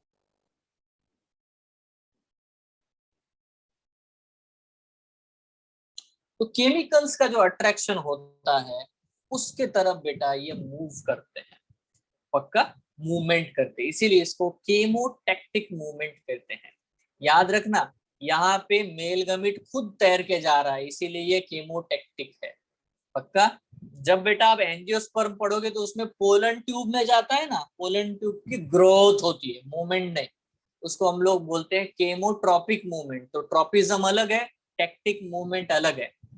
ठीक है, we'll study later on this, but यहाँ पे ये टैक्टिक मूवमेंट है, नॉट ट्रॉपिक मूवमेंट, अंडरस्टैंड? ठीक है, ट्रॉपिक मूवमेंट में पोलन ट्यूब की ग्रोथ होती है, यहाँ पे किसी की ग्रोथ नहीं हो रही है। यहाँ पे मेल गमीट खुद बेटा पानी में तैरते तैरते फ्लैजेला की मदद से पहुंच रहा है towards a chemical stimulus. Understand this? Yes. Second, ये तो हो गया एक मुद्दा। इसको हम लोग, है ना, इसको हम लोग बोलते हैं ज़ूडियोफिली।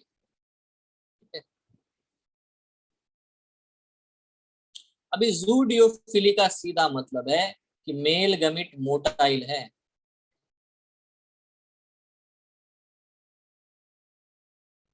ठीक है, मेल गमीट मोटाइल होने के कारण वो खुद से पानी में तैरते हुए जाता है, इसीलिए इसको हम लोग ज़ूडियोफिली कहते हैं। इज ना क्लियर है? ठीक है, मतलब वो है ना, तैरते हुए खुद मूवमेंट करते हुए जाएगा, इसीलिए ये ज़ूडियोफिली है। That's it. Is it clear? ये केमोटेक्टिक मूवमेंट है, ये ज़ूडियोफिली है। ठीक है, नाउ यहाँ पे मैं आपको ये भी लिखना चाहूंगा कि fertilisation is called as oogammy। ठीक है, अब इसको बेटा एल्गी में मैंने बहुत अच्छे से एक्सप्लेन किया है कि oogammy का मतलब क्या होगा। क्या होगा? तीन कंडीशन फॉलो हो रही है। Male gamete should be small and motile, बिल्कुल है। Female gamete should be large and static है। और तीसरी कंडीशन फॉलो हो रही क्या? है ना, बिल्कुल हो रही। तो बेटा जिसका फर्टिलाइज, बहुत ही बढ़िया बेटा। तो मेल गमीट का मूवमेंट ज़ूडियोफिली है या ज़ूडियोगैमी है। ठीक है, इसको मैं ऐसा लिख सकता हूँ, ज़ूडियोगैमी। ठीक है, मेल गमीट का मूवमेंट ज़ूडियोगैमी है और बेटा फर्टिलाइजेशन oogammy है। पक्का? कोई कंफ्यूजन है क्या? है ना, ये एकदम क्लियर है? कोई कंफ्यूजन है किसी को भी? नहीं है तो बेटा फिर कहानी को आगे बढ़ाते हैं, फिर से शुरू करते हैं। Let's start. बेटा एक गैमेटोफाइट है, लो ये है गैमेटोफाइट। गैमेटोफाइट के ऊपर डेवलप हुआ मेरे प्यारे बच्चों मेल सेक्स ऑर्गन एंथ्रेडियम और female sex organ archegonium. Male sex organ ने डेवलप किया बेटा male gamete antherozoid, male gamete antherozoid biflagellated. Female sex organ में डेवलप होता है बच्चों एक सेल। आगे क्या होगा आप जानते हो, oogammy होगी, syngamy होगी। ठीक है, और अल्टीमेटली इसमें जो भी oogammy हो रही है उससे हमें एक, ये देखो ये हैप्लॉइड है,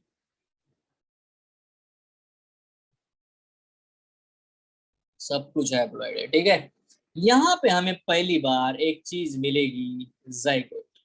जाइगोट जो कि डिप्लॉइड है। आप जानते हो कि अब ये हैप्लोडिप्लॉन्टिक लाइफ साइकिल शो करें। ये जो है प्यारे बच्चों, it will develop into an embryo. Embryo जो कि डिप्लॉइड है, और ये जो एम्ब्रियो है मेरे प्यारे बच्चों will develop into a sporophyte.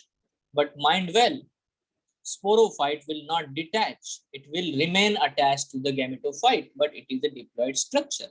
yes, ठीक है, आपने अभी पढ़ा स्पोरोफाइट में 3 पार्ट होते हैं, फूड, सीटेन, कैप्सूल। तो यहाँ पे बेटा कैप्सूल में स्पोरेंजिया है जो कि डिप्लॉइड है। और प्यारे बच्चों स्पोरेंजिया में जो सेल्स पाए जाते हैं इनको हम लोग बोलते हैं spore mother cell. Now spore mother cell definitely बेटा यहाँ पे एक अजीब सा कारनामा करके दिखाएंगे आपको, और वो होगा, क्या करेंगे, रेस्पोरिक मियोसिस। क्या प्रोड्यूस होंगे बेटा? will produce the spores will be haploid। ठीक है, and these spores when they will germinate, जब जमीन के ऊपर गिरेंगे तो इनसे मिलेगा बेटा गैमेटोफाइट। बट मेरे प्यारे बच्चों ये जो लाइफ साइकिल है ये हैप्लोडिप्लॉन्टिक लाइफ साइकिल है कि नहीं?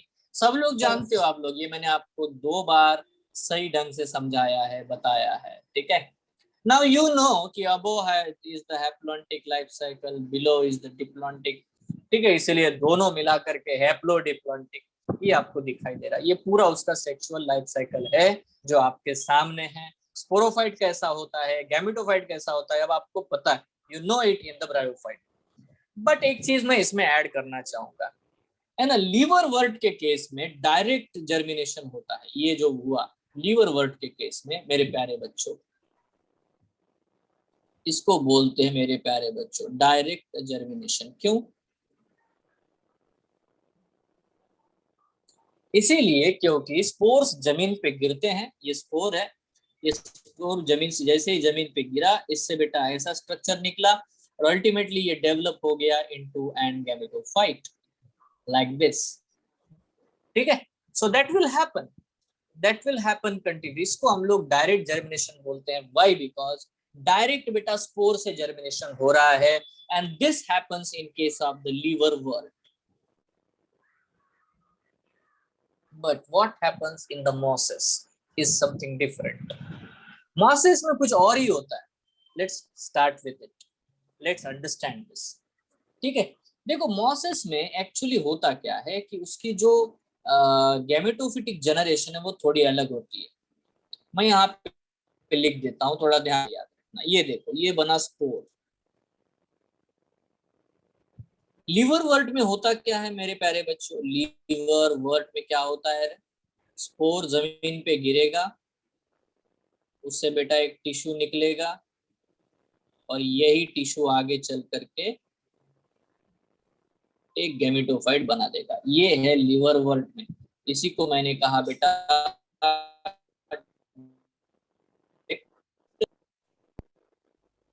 जर्मिनेशन। सबको समझ में आया?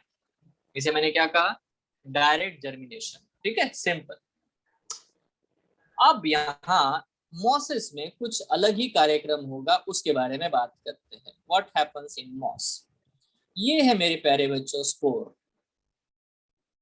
Spore will germinate on the soil और स्पोर से निकलता है बेटा एक ग्रीन स्ट्रक्चर, फिलामेंटस,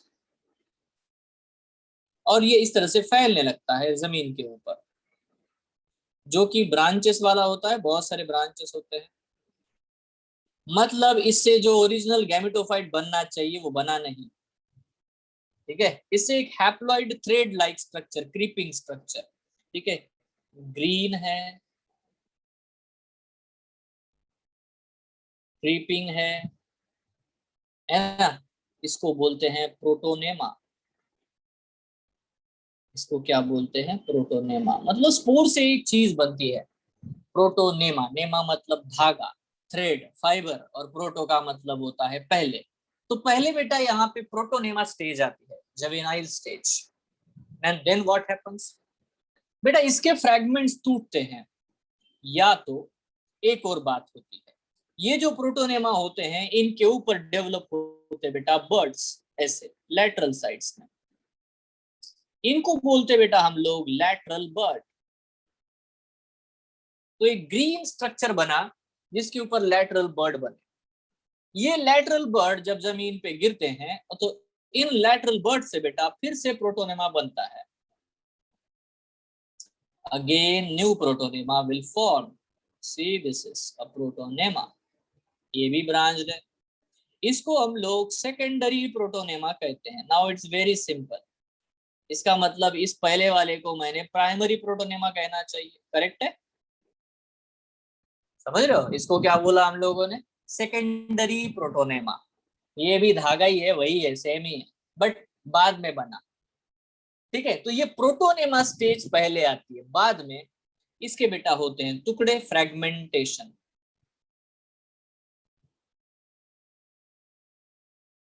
ठीक है, और जब बेटा फ्रैगमेंटेशन होता है, मैं इसको सही ढंग से लिखूं यार, जगह नहीं हुई है। ठीक है, इससे होता है बेटा फ्रैगमेंटेशन। ओके, आ गया। और एक एक फ्रैगमेंट जो है सेकेंडरी प्रोटोनेमा के जो फ्रैगमेंट्स होते हैं, दिस फ्रैगमेंट्स, अभी देखो ये टूटते हैं, ठीक है, इसके टुकड़े हुए, फ्रैगमेंट बना। हर एक फ्रैगमेंट से हमें लीफी स्टेज मिलती है। लीफी स्टेज मतलब ये जो हमने यहाँ पे ड्रॉ किया बेटा, will get this one, this, yes, ये चीज बेटा आपको डेवलप होते हुए दिखाई देगी from the secondary protonema fragmentation. ठीक है, इसको क्या लिखा है मैंने, लीफी स्टेज, करेक्ट है। तो बेटा ये जो लीफी स्टेज है मॉसेस की, वो डायरेक्टली स्पोर से आती है क्या, क्वेश्चन का आंसर दो। क्या मॉसेस में स्पोर से डायरेक्टली बेटा गैमेटोफाइट जो आता है क्या, नहीं आता। पहले क्या होता है, पहले बनता है प्रोटोनेमा जो कि हैप्लॉइड है, ऑब्वियसली बेटा ये हैप्लॉइड है क्योंकि स्पोर हैप्लॉइड है, सब कुछ हैप्लॉइड है, सेकेंडरी प्रोटोनेमा भी हैप्लॉइड है, लैटरल बर्ड भी हैप्लॉइड है। बट पहले इसका जवेनिल स्टेज आता है, मतलब प्रोटोनेमा स्टेज आती है, और ये प्रोटोनेमा स्टेज बाद में गैमेटोफाइट बनाते हुए दिखाई देता है। जैसे कि मॉस्किटो में होता है, अंडे आएंगे, अंडे से लार्वी आएगा, लार्वी का बाद में अडल्ट बनेगा, बराबर है ना, तो उसको भी हम लोग इनडायरेक्ट डेवलपमेंट बोलते हैं। तो इसे मैं क्या बोलूंगा, डायरेक्ट जर्मिनेशन बोलूंगा क्या, इसे मैं क्या कहता हूँ मेरे प्यारे बच्चों, Indirect.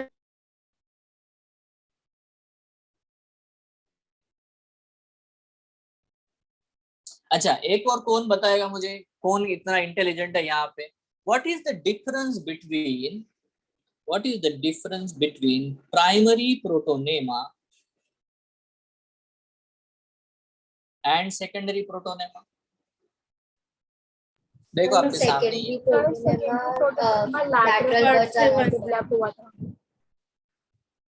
देखो प्राइमरी प्रोटोनेमा क्या है, मैंने ये पूछा, तो प्राइमरी प्रोटोनेमा और सेकेंडरी प्रोटोनेमा के बीच का डिफरेंस भी आ जाएगा। तो primary protonema definitely a protonema which develops from the spore, समझा क्या, है ना, क्या होगा, it Yes, sir. Develop from spores, उसी को हम लोग प्राइमरी प्रोटोनेमा कहते हैं। तो इसका मतलब सेकेंडरी प्रोटोनेमा क्या होगा बेटा, It develops from birth. Any other part, ठीक है।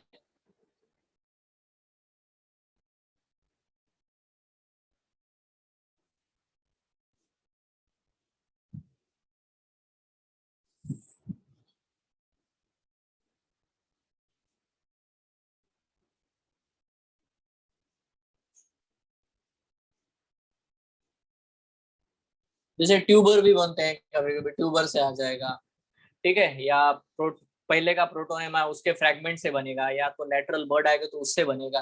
तो बेटा डायरेक्टली जो स्पोर से प्रोटोनेमा बनता है उसे मैं प्राइमरी प्रोटोनेमा कहता हूँ, और सेकेंडरी प्रोटोनेमा मैं उसे कहता हूँ जो किसी भी दूसरे, जैसे इवन प्राइमरी प्रोटोनेमा के फ्रैगमेंट से जो बनेगा उसको सेकेंडरी प्रोटोनेमा कहता हूँ। क्लियर, डिफरेंस क्लियर है। So this is primary protonema and this one is what the secondary protonema. तो I hope कि मैंने बेटा ब्रायोफाइट के जो है सारी चीजें आपको बता दी है, ऑल, ठीक है। इवन मैंने आपको हॉर्नवर्ट के बारे में भी 2 पॉइंट बताए हैं, ठीक है। हॉर्नवर्ट में स्केल्स नहीं होते और हॉर्नवर्ट में सीटे एब्सेंट होता है, और उसके जो कैप्सूल है वो सिंग जैसे ग्रो होते हैं, हॉर्न जैसे, इसलिए उसको हॉर्नवर्ट कहते हैं। क्लियर है ना। Yes. मैंने इलेटर्स और पेरिस्टोमियल टिथ के बारे में बताया, दो जो पॉसिबल क्वेश्चंस है वो भी बता दिया, जो एनसीईआरटी में नहीं है, मतलब थोड़ा एक्स्ट्रा बताया है। So let's move here.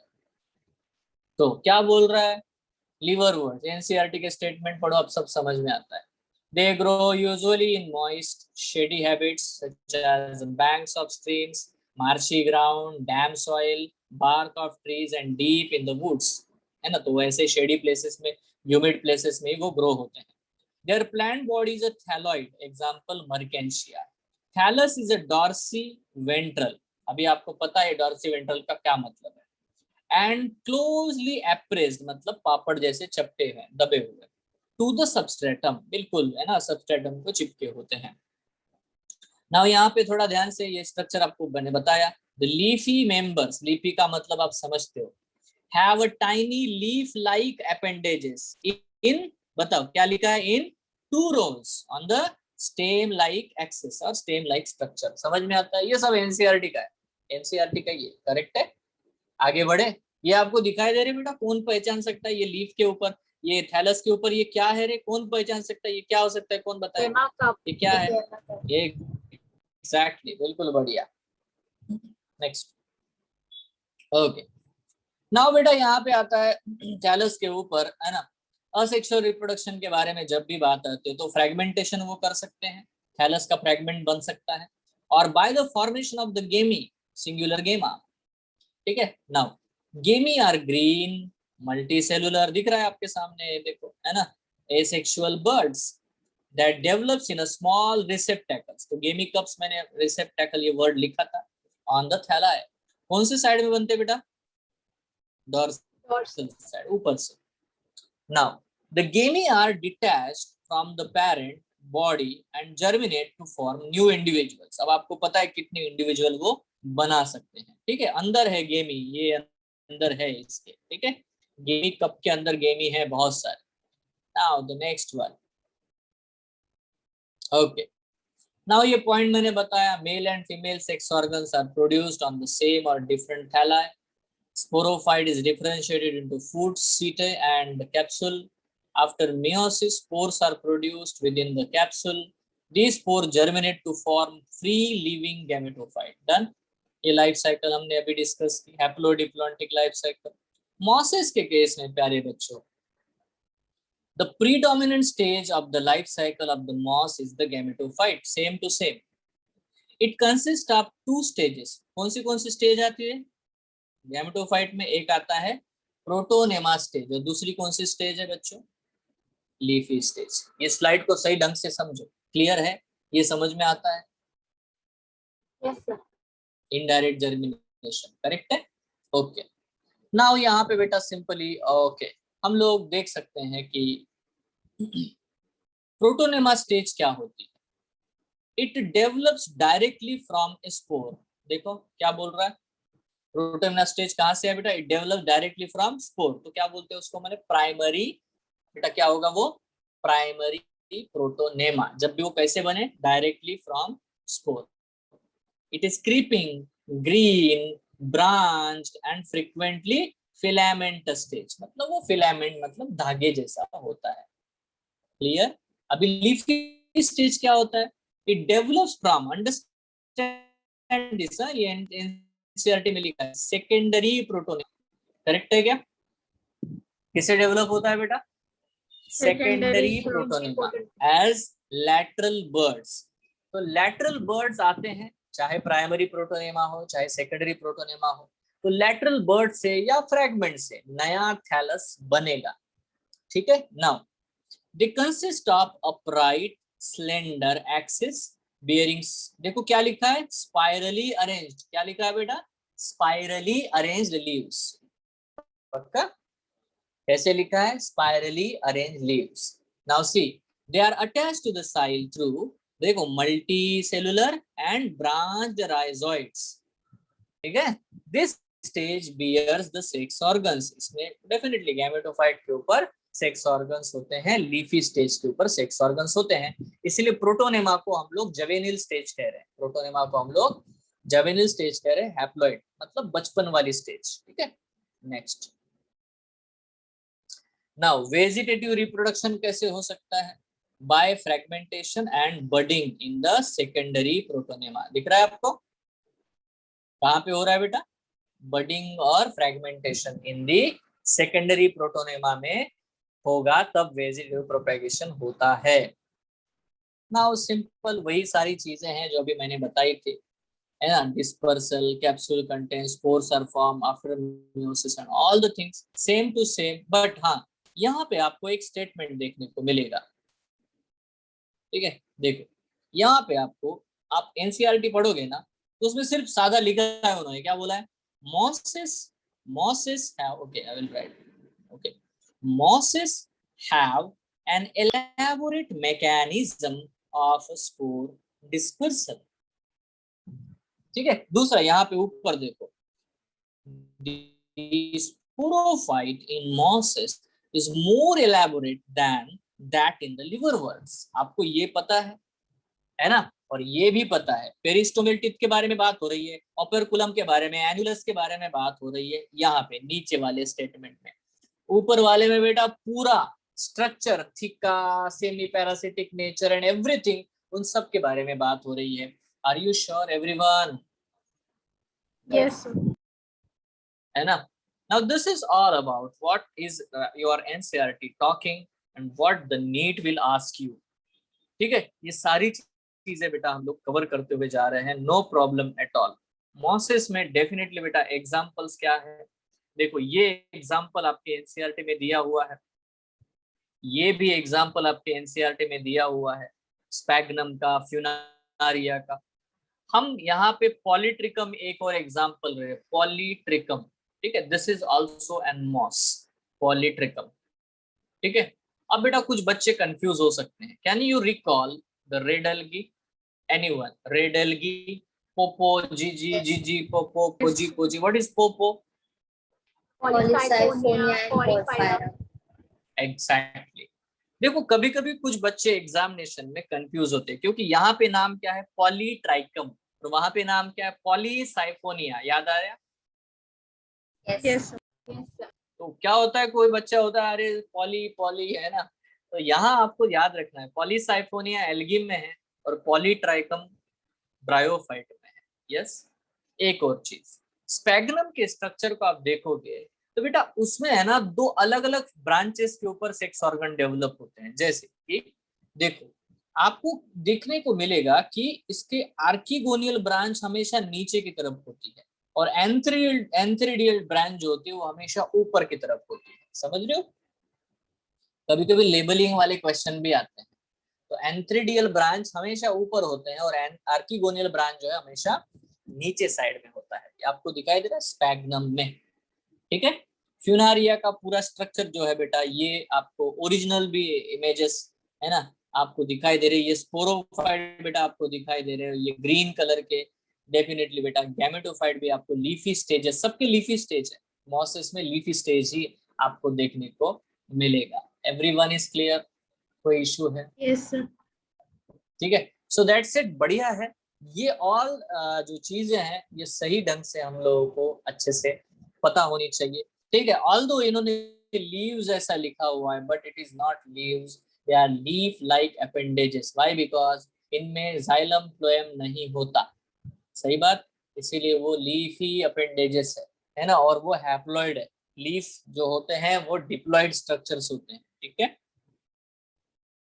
सो यहाँ पे एक और पॉइंट मैं आपको टेरिडोफाइट का बता देता हूँ जो एग्जामिनेशन में पूछा जाता है, थोड़ा ध्यान से, है ना। देखो ये है मेरे प्यारे बच्चों गैमेटोफाइट,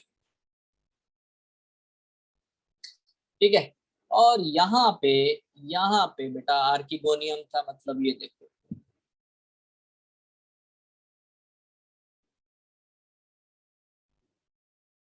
ये आर्किगोनियम है, ये उसका वेंटर है, ठीक है। ये बेटा वेंटर, स्पर्म बेटा तैर के आया, इधर घुस गया, एंट्री करता है, और एक सेल यहाँ था तो जायगोट भी यहीं पे बनेगा, ये बन गया जायगोट। तो जायगोट वेंटर के अंदर ही बनेगा, जायगोट क्या होगा, वेंटर के अंदर ही बनेगा।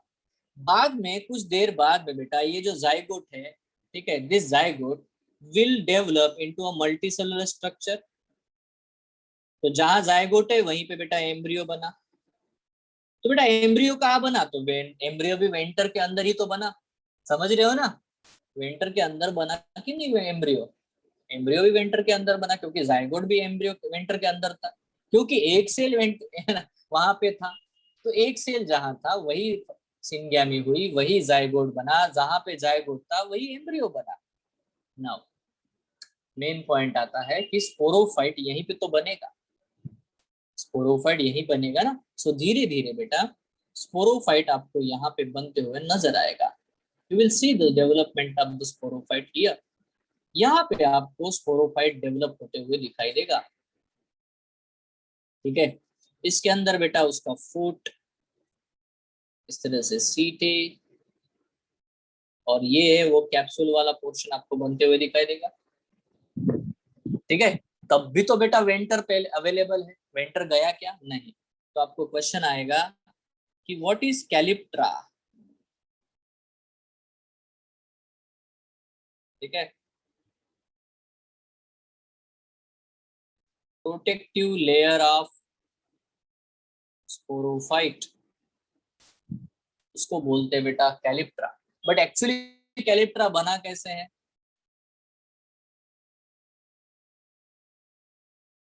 रिमेनेंट ऑफ द वेंटर, मतलब आर्किगोनियम वॉल। ठीक है, तो आर्किगोनिया का वॉल जो है स्पोरोफाइट प्रॉपरली जब तक बहुत बड़ा नहीं हो जाता तब तक उसको प्रोटेक्ट करता रहता है, और उस स्ट्रक्चर को हम लोग बोलते हैं कैलिप्ट्रा। मेरे प्यारे बच्चों, 3 बार मैं क्वेश्चन पूछता हूँ, ये कैलिप्ट्रा क्या है बताओ, व्हाट इज कैलिप्ट्रा? बोलो। Protective layer of कैसे बनता है, किसका बना? रिमेनेंट ऑफ वेंटर और एन आर्किगोनियल वॉल, बराबर है। चलो और एक बार, what is calyptra? protective layer of sporophyte. Simple है, बहुत आसान है, इजी है, कोई बड़ी बात है ही नहीं यार, है ना। What is calyptra? बोलो। Protective layer of sporophyte. Simple है ना। अच्छा, लिवरवर्ट और हॉर्न, लिवरवर्ट और मॉसेस में अगर मैं डिस्पर्सल ऑफ स्पोर ये बोलता हूं तो आपको कौन से 2 स्ट्रक्चर्स याद आते हैं? लिवरवर्ट में एलेटर्स और मॉसेस में पेरिस्टोमियल टिप। आप जब तक जितना बोलोगे उतना अच्छा है, जितना आप क्लासरूम में बोलोगे मेरे क्वेश्चंस के जवाब, उतना बेटा क्लास में ही सब कुछ चीजें याद हो जाती है। Can you give any 3 examples of the mosses? Any 3 examples of mosses कौन दे सकता है? Any 3 examples of mosses? एक कौन सा है? फिनेरिया। दूसरा कौन सा है? स्पैग्नम। और तीसरा कौन सा है? पॉलीट्राइकोनिया। बहुत ही बढ़िया है, ओके। अच्छा, can you give any 2 examples of liverwort? Mercantia and Riccia. ये तो है ही, मर्केंशिया और रिक्शिया। Riccia. अच्छा, एक और चीज बताओ मुझे इनमें से कि मर्केंशिया मोनोशियस होता है कि डायोशियस होता है? डायोशियस होता है। अच्छा, मैं एक अब नॉर्मल सा बिल्कुल सिंपल क्वेश्चन पूछता हूँ, है ना। चलो, क्वेश्चन लिख सकते हो आप लोग। Question A, sporophyte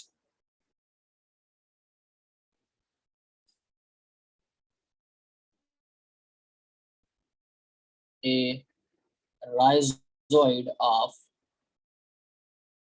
a moss have 16 chromosomes in its cells. What should be the number of chromosomes in its spores, zygote, calyptra,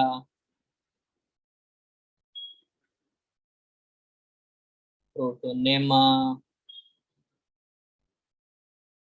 lateral buds, and antherozoid? बताओ।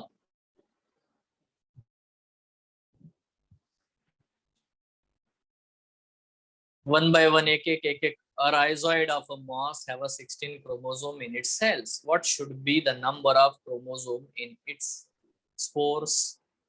Spores may be 60.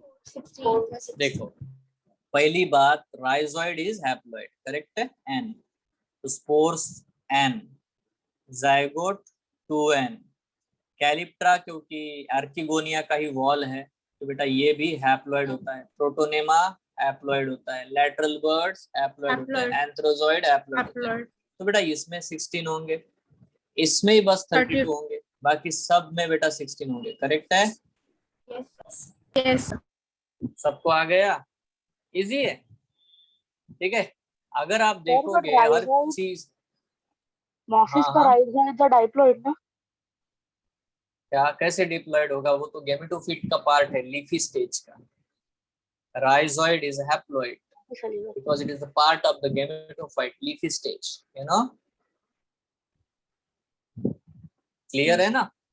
डाउट तो नहीं रहा? फिर पूछ लो फिर से, अगर नहीं क्लियर है तो पूछ लो। यस? क्या बिट्टो सब लोग? अरे क्या तुम लोग फ्रेंड्स लोग ऐसे कैसे चुप बैठ गए सब लोग हैं? नॉर्मल है। So this is all about what the bryophyta. मैंने सब कुछ बता दिया बेटा, जितने क्वेश्चंस पॉसिबल हो सकते हैं ब्रायोफाइट के, है ना, मतलब झाड़ फूक के सब। तो ये है, इसके अलावा तुम लोग अगर बहुत कुछ पढ़ना चाहते हो तो मैं उसको कंट्रोल नहीं कर सकता, I can not, but you know you can give the answer, you know. Just for example ये 2012 का बेटा क्वेश्चन है, which one of the following is common to the multicellular fungi, filamentous algae and protonema of the mosses। अब यहाँ पे protonema आपको पता है, तो क्या चीज कॉमन होगी? Multiplication by fractionation. डिलीशन चाहता हूं मैं, डिलीशन। देखो सबसे पहले डिप्लॉन्टिक लाइफ साइकिल इन तीनों में ही देखने को नहीं मिलेगा। यस और नो? सबसे Yes. पहली बात तो फंगस क्योंकि प्लांट में नहीं आते, इसीलिए ये मेंबर ऑफ किंगडम प्लांटी नहीं है, because there is a fungi is mentioned. तीसरी चीज मोड ऑफ न्यूट्रिशन, क्यों? क्योंकि प्रोटोनेमा ग्रीन है, फिलामेंटस एल्गी ग्रीन है, बट फंजाई नहीं, इसलिए ये भी गया। अब एक चीज है बेटा कि इन तीनों में क्योंकि ये फिलामेंटस है, ये फिलामेंटस है, ये भी फिलामेंटस है, तो इन तीनों में फ्रेगमेंटेशन आपको देखने को मिलता है। कितना आसान है रे? Still if you find NEET difficult, no, NEET is very easy, you know, but you have to be very prominent कि आप क्या पढ़ रहे हो, ये बहुत इंपॉर्टेंट है ना? आर यू कॉन्फिडेंट और not? Suppose if I will go for this one, क्या बेटा आप ये क्वेश्चन का आंसर नहीं दोगे? बिना ऑप्शन के दोगे? Examine the figure given below and select the right option given all 4 parts correctly identified. बेटा लेबल है, क्या है रे? डी क्या है, कौन बताएगा? राइजोइड है। सी क्या है? ये छोटे छोटे क्या है? गेमिकप है। ये बी क्या है? गैमेटोफाइट। गैमेटोफाइट है या थैलस है ना? थैलस। और ए क्या है बच्चों? Archegonia. 4, आर्कीगोनियोफोर है। क्यों? क्योंकि मैंने आपको बताया था, इसको ऑब्जर्व करके रखो। अगर ये ऐसा होता ना, अगली फेस ऐसा, तो ये एंथ्रिडियोफोर है। उधर बनाया वैसे ही है।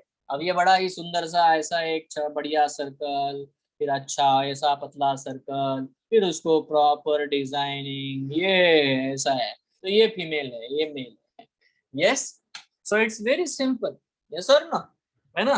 तो दोनों में आप फर्क जानते हो। तो बेटा हो गया। देखो ये 2011 का नीट का क्वेश्चन है और आपके लिए तो आसान है बेटा। किधर गए ऑप्शन? से देखो ये है, एक से इसमें से कोई भी एक ऑप्शन चुन सकते हो आप लोग, ठीक है? तो आपको तो पता है कहाँ पे ये होगा। राइजोइड, गेमिकप, फीमेल थैलस, ठीक है? Archegoniophore, that's it, done. So this is the answer for your question. Okay, right now, suppose now this is a question of previous year NEET. Archegoniophore is present in, बता दो। अगर आप नहीं बता पाए तो कमाल हो जाएगी। मर्केंशिया। क्यों? क्योंकि इसमें डायोशियस कंडीशन है, फ्यूनारिया में नहीं है। फ्यूनारिया में दोनों एक ही ऊपर आ रहे हैं, इसलिए 4 जो है ब्रांच नहीं है, ब्रांच आती है उसके ऊपर। ऐसा एक प्रॉपर है ना, सिर्फ सेक्स ऑर्गन वाली, ऐसा यहाँ पे फ्यूनारिया में नहीं होता। एडियंटम तो पढ़ा ही नहीं अभी तक आप लोगों ने, ये टेरिडोफाइट में आएगा। कारा के बारे में आप पढ़ चुके हो? कारा के बारे में पढ़ चुके हो कि नहीं? you know about the कारा। कारा इज एन एल्गी, है ना, फिलामेंटस एल्गी, है कि नहीं? सो ऑब्वियसली यहाँ पे थोड़ा ध्यान से मैं अभी कारा के बारे में एक इंफॉर्मेशन अभी आपको दे देता हूँ। देखो कारा ब्रांच एल्गी होती है,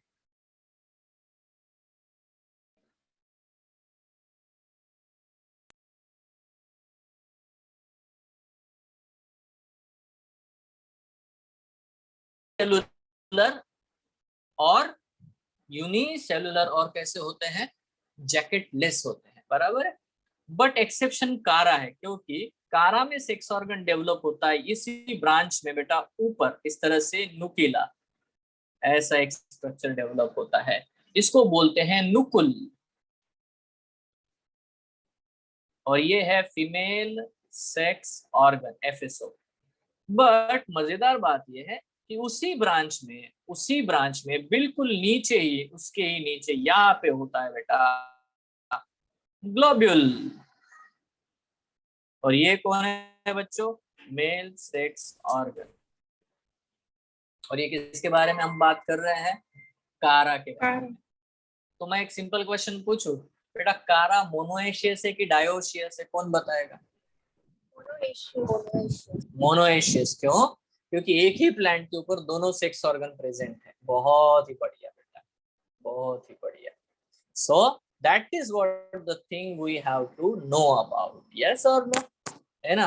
लेट्स सी, अभी ये नीचे वाला क्वेश्चन देख लेते हैं। ये एक्चुअली थोड़ा सा मिक्स वाला है। Some hyperthermophilic organisms that grow in highly acidic pH habitat belonging to the two group। ये वाला क्वेश्चन एक्चुअली यहाँ मैच ही नहीं कर रहा है, ये जबरदस्ती में आ गया बेटा। ये क्वेश्चन आपके बायोलॉजिकल क्लासिफिकेशन का है, ठीक है। और जिनमें ये एबिलिटी है बेटा जो बहुत एसिडिक मीडियम में रहने की, ये है ठीक है, इनमें ही ये एबिलिटी है, आर्किया में एक्चुअली है, ठीक है। बैक्टीरिया में भी नहीं होती उतनी। चलो यहाँ पे ले, कौन बताएगा। देखो बेटा, ये क्वेश्चन का आंसर अगर आप नहीं दे पाओगे तो बस समझ लो कि आपने कुछ सुना ही नहीं आज के क्लास में, आप कान बंद करके बैठे थे। हर एक चीज यहाँ पे मैंने बताई है, ठीक है। Spore dissemination in some liverworts is aided by, क्या आएगा आंसर। ये देखो, ये कब का है, 2007 मीट का क्वेश्चन है। यस, मैंने एल्गी में भी बेटा सारे पॉइंट आपको, जब आप क्वेश्चन सॉल्व करेंगे आपको समझ में आएगा, अरे ये तो सब बता रहा है, ठीक है। You will have that confidence कि हाँ sir I know it, and that is what required in examination, you know. अभी आप में से कितने बच्चे मुझे ये बता सकते हैं कि कैलिप्ट्रा क्या होता है। Protective layer of sporophyte. किस चीज से बना हुआ है, सब बताओ, कौन बता सकता है। बात है, क्या टैलेंटेड लोग हो तुम लोग। मैंने बोला था ना, मैं हमेशा बोल रहा हूँ, आप you are too much talented but you don't know it. Believe it, I believe that you have too much talent, you know. So can you give the answer, what is peristome teeth. Spore dissemination aided in mosses. सब लोग यहाँ पे बता सकते हैं, peristome teeth के बारे में आप लोग बता सकते हो। बहुत बढ़िया, बहुत ही बढ़िया है। अभी देखो, इसके बारे में मैंने आपको पढ़ाया नहीं इंडोशियम, बट ये कहाँ पे आएगा मैं अभी से बता के रखता हूँ। इसको हम पढ़ने वाले हैं टेरिडोफाइट में। मैं तो अब बोलूंगा, जब है ना इंडोशियम पढ़ाते वक्त बोलेगा ये 2007 का क्वेश्चन है भाई नीट का, इसमें ऑप्शन था इंडोशियम, करेक्ट है ना इंडोशियम ऑप्शन है ना। तो definitely we are going to study, but अभी तो आंसर बच्चों यहाँ पे डी है, एलेटर्स, ठीक है। नाउ यहाँ पे देखो, अगर आप इस चीज का आंसर नहीं दे पाओगे, कितना आसान क्वेश्चन है। In moss the sporophyte produces gametes, gametes तो प्रोड्यूस करता नहीं है, तो गया, ये डिलीट हो गया। Arise from the spore, spore से ये बनता है नहीं, कि स्पोर से प्रोटोनेमा बनता है, ये गया। Manufactures food for itself as well as for the gametophyte, ये तो अति हो गया, ठीक है। पहले खुद के लिए बना ले, बहुत होता था, तो ये भी गया। ऑप्शन डी इज करेक्ट, भाई इट इज पार्शियली पैरासिटिक, मतलब ये सेमी पैरासिटिक है ऑन द गैमेटोफाइट। क्यों, क्योंकि वो गैमेटोफाइट से क्या लेता है, वाटर, मिनरल्स, बट फूड खुद बना रहा है, बराबर है। अच्छा, ये मॉसेस का जो स्पोरोफाइट है उसका कौन सा पार्ट ग्रीन होता है जो फोटोसिंथेसिस कर सकता है। ऑपरकुलम, थिका या हाइपोफाइसिस। एपोफाइसिस, बहुत ही बढ़िया, 4 ऑप्शन दे दिया मैंने। चलो बढ़िया है। नाउ ओके, ये कौन बता पाएगा। पीट मॉस इज यूज्ड, इस दिन बताया था ना मैंने कि ये वाला क्वेश्चन आ चुका है। Peat moss is used as a packing material for sending flowers and live plants to the distant places because, ऐसा क्यों होता है बताओ? It is hygroscopic. Yes, it is hygroscopic, मतलब ही it has a great water holding capacity. ये लिखा है आपकी एनसीईआरटी में. And see, this is a question. तो मुझे एक क्वेश्चन का जवाब दो सारे बच्चे. आपको कौन सी बुक पढ़नी है नीट के लिए? अभी इसके आगे भी कुछ पूछोगे आप हमेशा, सर कौन सी बुक लूं, कौन सी? अरे कुछ नहीं है, आपको PYQs लेने हैं. Just consider the PYQs and keep the NCERT aside and do it in proper manner. आपको खुद समझ में आ जाएगा. यस और नो, है ना? नाउ अगर आपने मेरे नोट्स भी देख लिए और ये एनसीईआरटी बहुत है यार, बहुत है ना? अभी ये तो हुआ नहीं है आपका, तो आई विल नॉट. अच्छा ओके. अच्छा, कौन बच्चा इस चीज का आंसर दे सकता है? ये एल्गी का क्वेश्चन है. देखो, sexual reproduction in spirogyra is an advanced feature because it shows physiologically differentiated sex organs, different size of the motile sex organs, same size of the motile sex organs, morphologically different sex organs. कौन बताएगा? पहले तो मैं ये पूछना चाहूंगा कि आप किसे रिजेक्ट करोगे, ये पहले बताओ. Which option you want to eliminate? मैंने बताया की point. Spirogyra do not produce. क्या नहीं प्रोड्यूस करता बेटा स्पायरोगायरा? Motile gamete. बराबर है. मोटाइल गैमेट वो कभी प्रोड्यूस नहीं करते, इसलिए मोटाइल ये शब्द जब भी आपको दिखाई दे रहा है दोनों में, ठीक है, B and C eliminated. Eliminated. Don't forget, मैंने दो स्टेटमेंट बताया एल्गी के. पहला, जब भी डिफिकल्ट क्वेश्चन आएगा आपको ध्यान में रखना है, spirogyra not produce any motile gamete. Red algae do not produce any motile stage. Correct है? याद है ना? ये है ना, ये ट्रिक है. चलो अब बताओ इसमें होगा क्या? उनमें आइसोगैमी होती है, उनमें आइसोगैमी होती है ना? हाँ आदर्श बोलो, है ना सर ए. हाँ, उनमें आइसोगैमी होती है. तो फिजियोलॉजिकली डिफरेंशिएटेड सेक्स ऑर्गन्स होते हैं क्या? Physiologically differentiated, but morphologically they are not different, they are same because they show the isogamy. Yes और नो? Yes sir. है ना? तो अगर, है ना, बस एक है कि अभी ये जो क्वेश्चन आपके सामने, इसको हम लोग रखते हैं मीडियम टू डिफिकल्ट रेंज में. ये जो क्वेश्चन है आप सब लोग देख रहे हो अभी, है ना, ये मीडियम टू डिफिकल्ट रेंज में. बट उसका एक और मुद्दा है कि ये क्वेश्चन अगर आप देखो तो ये 2003 का है. अभी ये क्या मतलब हुआ? इसका मतलब ये हुआ कि आपका जो एनसीईआरटी बुक बना है वो 2006 का है. कब का बेटा? 2006 से आया हुआ है. मतलब ये क्वेश्चन आपके एनसीईआरटी के पहले का बुक से आया हुआ है. कितने लोगों को समझ में आ रहे हैं? पॉइंट क्लियर है? हाँ, मुद्दा यही है. So anyway, we'll talk about this question also, no problem at all. ठीक है? So अभी ये तो आप बहुत अच्छे से जवाब दे सकते हो. 44 का द एंथेरोजॉइड. आपको पता है एंथेरोजॉइड का मतलब क्या होता है? मेल गैमेट, है ना, ऑफ फ्यूनारिया आर. कैसे होते हैं फ्यूनारिया? एक तो मॉस है, आपको पता है. असिलिएटेड होता है क्या? असिलिएटेड मतलब जिसमें सीलिया नहीं होगा, फ्लैजेला नहीं होगा, तो बिल्कुल नहीं है, ऐसा तो नहीं है. मोनोसिलिएटेड, एक ही सीलिया एक फ्लैजेला होता है क्या? No sir. नहीं है. एलिमिनेटेड. मल्टीसिलिएटेड होता है क्या? तो नहीं होता. कैसा होता है बेटा? फ्लैजेलेटेड. वो भी कैसा लिखना चाहिए था उन्होंने? Bye flagellated. क्लियर है? ये बढ़िया है. ठीक है.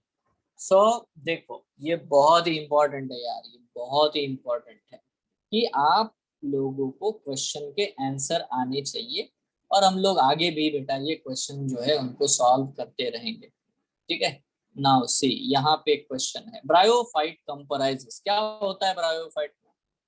Sporophyte of longer duration, dominant phase of sporophyte which is parasitic, dominant phase of gametophyte which produces spores, small sporophyte phase and generally parasitic on gametophyte. कौन सा ऑप्शन आपको सुटेबल लगता है? डी। ये तो नहीं है, स्पोरोफाइट बहुत ज्यादा दिन तक टिकता नहीं है, जल्दी हट जाएगा। स्पोरोफाइट कभी डोमिनेंट होता नहीं है, तो डोमिनेंट फेज ऑफ स्पोरोफाइट नहीं है, तो बी गया। अब बचा सी। देखो डोमिनेंट फेज ऑफ गैमेटोफाइट बिल्कुल सही है, गैमेटोफाइट डोमिनेंट होता है, बट बेटा वो क्या प्रोड्यूस करता है? स्पोर प्रोड्यूस करता है क्या? नहीं, गैमेट प्रोड्यूस करता है, इसीलिए ये गलत है। ऑब्वियसली बेटा स्मॉल स्पोरोफाइट होता है, छोटा सा स्पोरोफाइट होता है जो कि गैमेटोफाइट के ऊपर पैरासिटिक होता है, ये स्टेटमेंट बिल्कुल सही है। ठीक है, so this is very simple, है ना? गैमेटोफाइट वर स्पोरोफाइट ग्रो होतो, गॅमेटोफाइट डॉमिनंट असतो, स्पोरोफाइट डॉमिनंट नसतो, स्पोरोफाइट छोटा असतो, गॅमेटोफाइट मोठा असतो। इट्स सिंपल, है ना? गैमेटोफाइट बड़ा है, स्पोरोफाइटिक छोटा है, स्पोरोफाइट पैरासिटिक है, स्पोरोफाइट डोमिनेंट नहीं है, रेसेसिव है ना? तो gametophyte is dominant green and sporophyte is recessive dependent and parasitic. Easy. So यही चीज है बेटा ऑप्शन डी में, पक्का? सो नॉर्मल है, very simple, very simple. So which of the following is true about the bryophytes? कौन सी चीज ट्रू है बेटा ब्रायोफाइट के लिए? They possess archegonia. Sir, all of this. They contain chloroplast. They are thalloid. Yes, all of these. है ना? सब सही है। आजकल नहीं आते हैं नीट में all of these, both A and B, ये सब नहीं आता क्योंकि बच्चों में आदत है, वो दिखा तो वही सिलेक्ट करते हैं। अब ये देखो, ये बड़ा सा क्वेश्चन है, can you answer this? Bryophytes are dependent on water because, क्यों डिपेंडेंट है वाटर के ऊपर? कौन बताएगा? और sex. They are dependent because of sexual reproduction. Water is essential for fertilization for their homosporous nature. No. Water is essential for their vegetative propagation. No, The sir. sperm can easily reach up to egg in the archegonium. Yes, Archegonium has to remain filled with the water for fertilization. क्या चीज है? C. है ना? तो देख लो, पढ़ो आराम से, आपको आंसर आने चाहिए। ठीक है, so what I am telling here right now, will stop today right now. ठीक है, but before stopping I want to tell you something that in next class we are going to start these what we can say the pteridophytes। बराबर है? तो हम लोग बेटा definitely बेटा pteridophytes को पढ़ने वाले हैं नेक्स्ट क्लास में। टेरिडोफाइट एक बहुत ही अलग प्रकार का प्लांट है। क्यों? क्योंकि इसमें भी हैप्लोडिप्लॉन्टिक लाइफ साइकिल है, जैसे कि आपने ब्रायोफाइट में पढ़ा, सेम टू सेम। बट यहाँ पे चीजें बदल जाती है। मैंने कहा था कि यहाँ पे दोनों ही ग्रीन है, स्पोरोफाइट भी ग्रीन है और गैमेटोफाइट भी ग्रीन है, दोनों ही इंडिपेंडेंट है, कोई किसी के ऊपर ग्रो नहीं होता, कोई किसी के ऊपर पैरासिटिक नहीं है। बट यहाँ पे स्पोरोफाइट डोमिनेंट हो चुका है। स्पोरोफाइट में true leaves, true stem, true roots आते हैं। उसमें बेटा जाइलम फ्लोएम के वेस्कुलर बंडल्स डेवलप होना शुरू हो गए। मतलब ये प्लांट और भी एडवांस्ड है विद ना एवोल्यूशनल वे से अगर आप देखो तो। बट इसकी एक बड़ी इंपॉर्टेंट पॉइंट आपको मैं बता दूं, इसे भी बेटा ब्रायोफाइट की तरह फर्टिलाइजेशन के लिए वाटर की जरूरत होती है। ये बिना वाटर के फर्टिलाइजेशन नहीं कर सकता। Easy, it also need water for the fertilisation. Clear है? और सबसे मजेदार बात बेटा मैं आपको बता दूं, ये जो लीफ दिखाई दे रहा है आपको, Yes, sir. ये लीफ दिखाई दे रहा है, उसके ऊपर ब्लैक ब्लैक डॉट दिखाई दे रहे हैं, ब्लैक डॉट स्ट्रक्चर दिखाई दे Yes, रहा है, sir. Yes. वही इंडोशियम है। अभी आपने ऑप्शन में देखा था इंडोशियम, कैलिप्ट्रा के पहले एक देखा था ना इंडोशियम। Yes, sir. ठीक है, so will talk about all this things. ठीक है, टेरिडोफाइट की पिक्यूलियरिटी आप मुझे बता दो, क्या है ऐसा ग्रुप जिसमें गैमेटोफाइट और स्पोरोफाइट दोनों ही इंडिपेंडेंट होते हैं? दोनों कैसे होते हैं? इंडिपेंडेंट होते हैं। ठीक है, दोनों ही ग्रीन होते हैं, दोनों ही इंडिपेंडेंट होते हैं। बस यहाँ पे गैमेटोफाइट को हम थैलस नहीं कहते, यहाँ पे हम गैमेटोफाइट को प्रोथैलस कहते हैं। बस ये फर्क है, हाँ याद रखना। आप ऐसा क्यों कहते हैं ये जानने के लिए बेटा देखेंगे नेक्स्ट एपिसोड, ठीक है। तब तक के लिए thank you, have a nice day, enjoy. Thank you, sir. Thank you. हाँ। सर संडे के टेस्ट में प्लांट किंगडम का कितना तक आना है?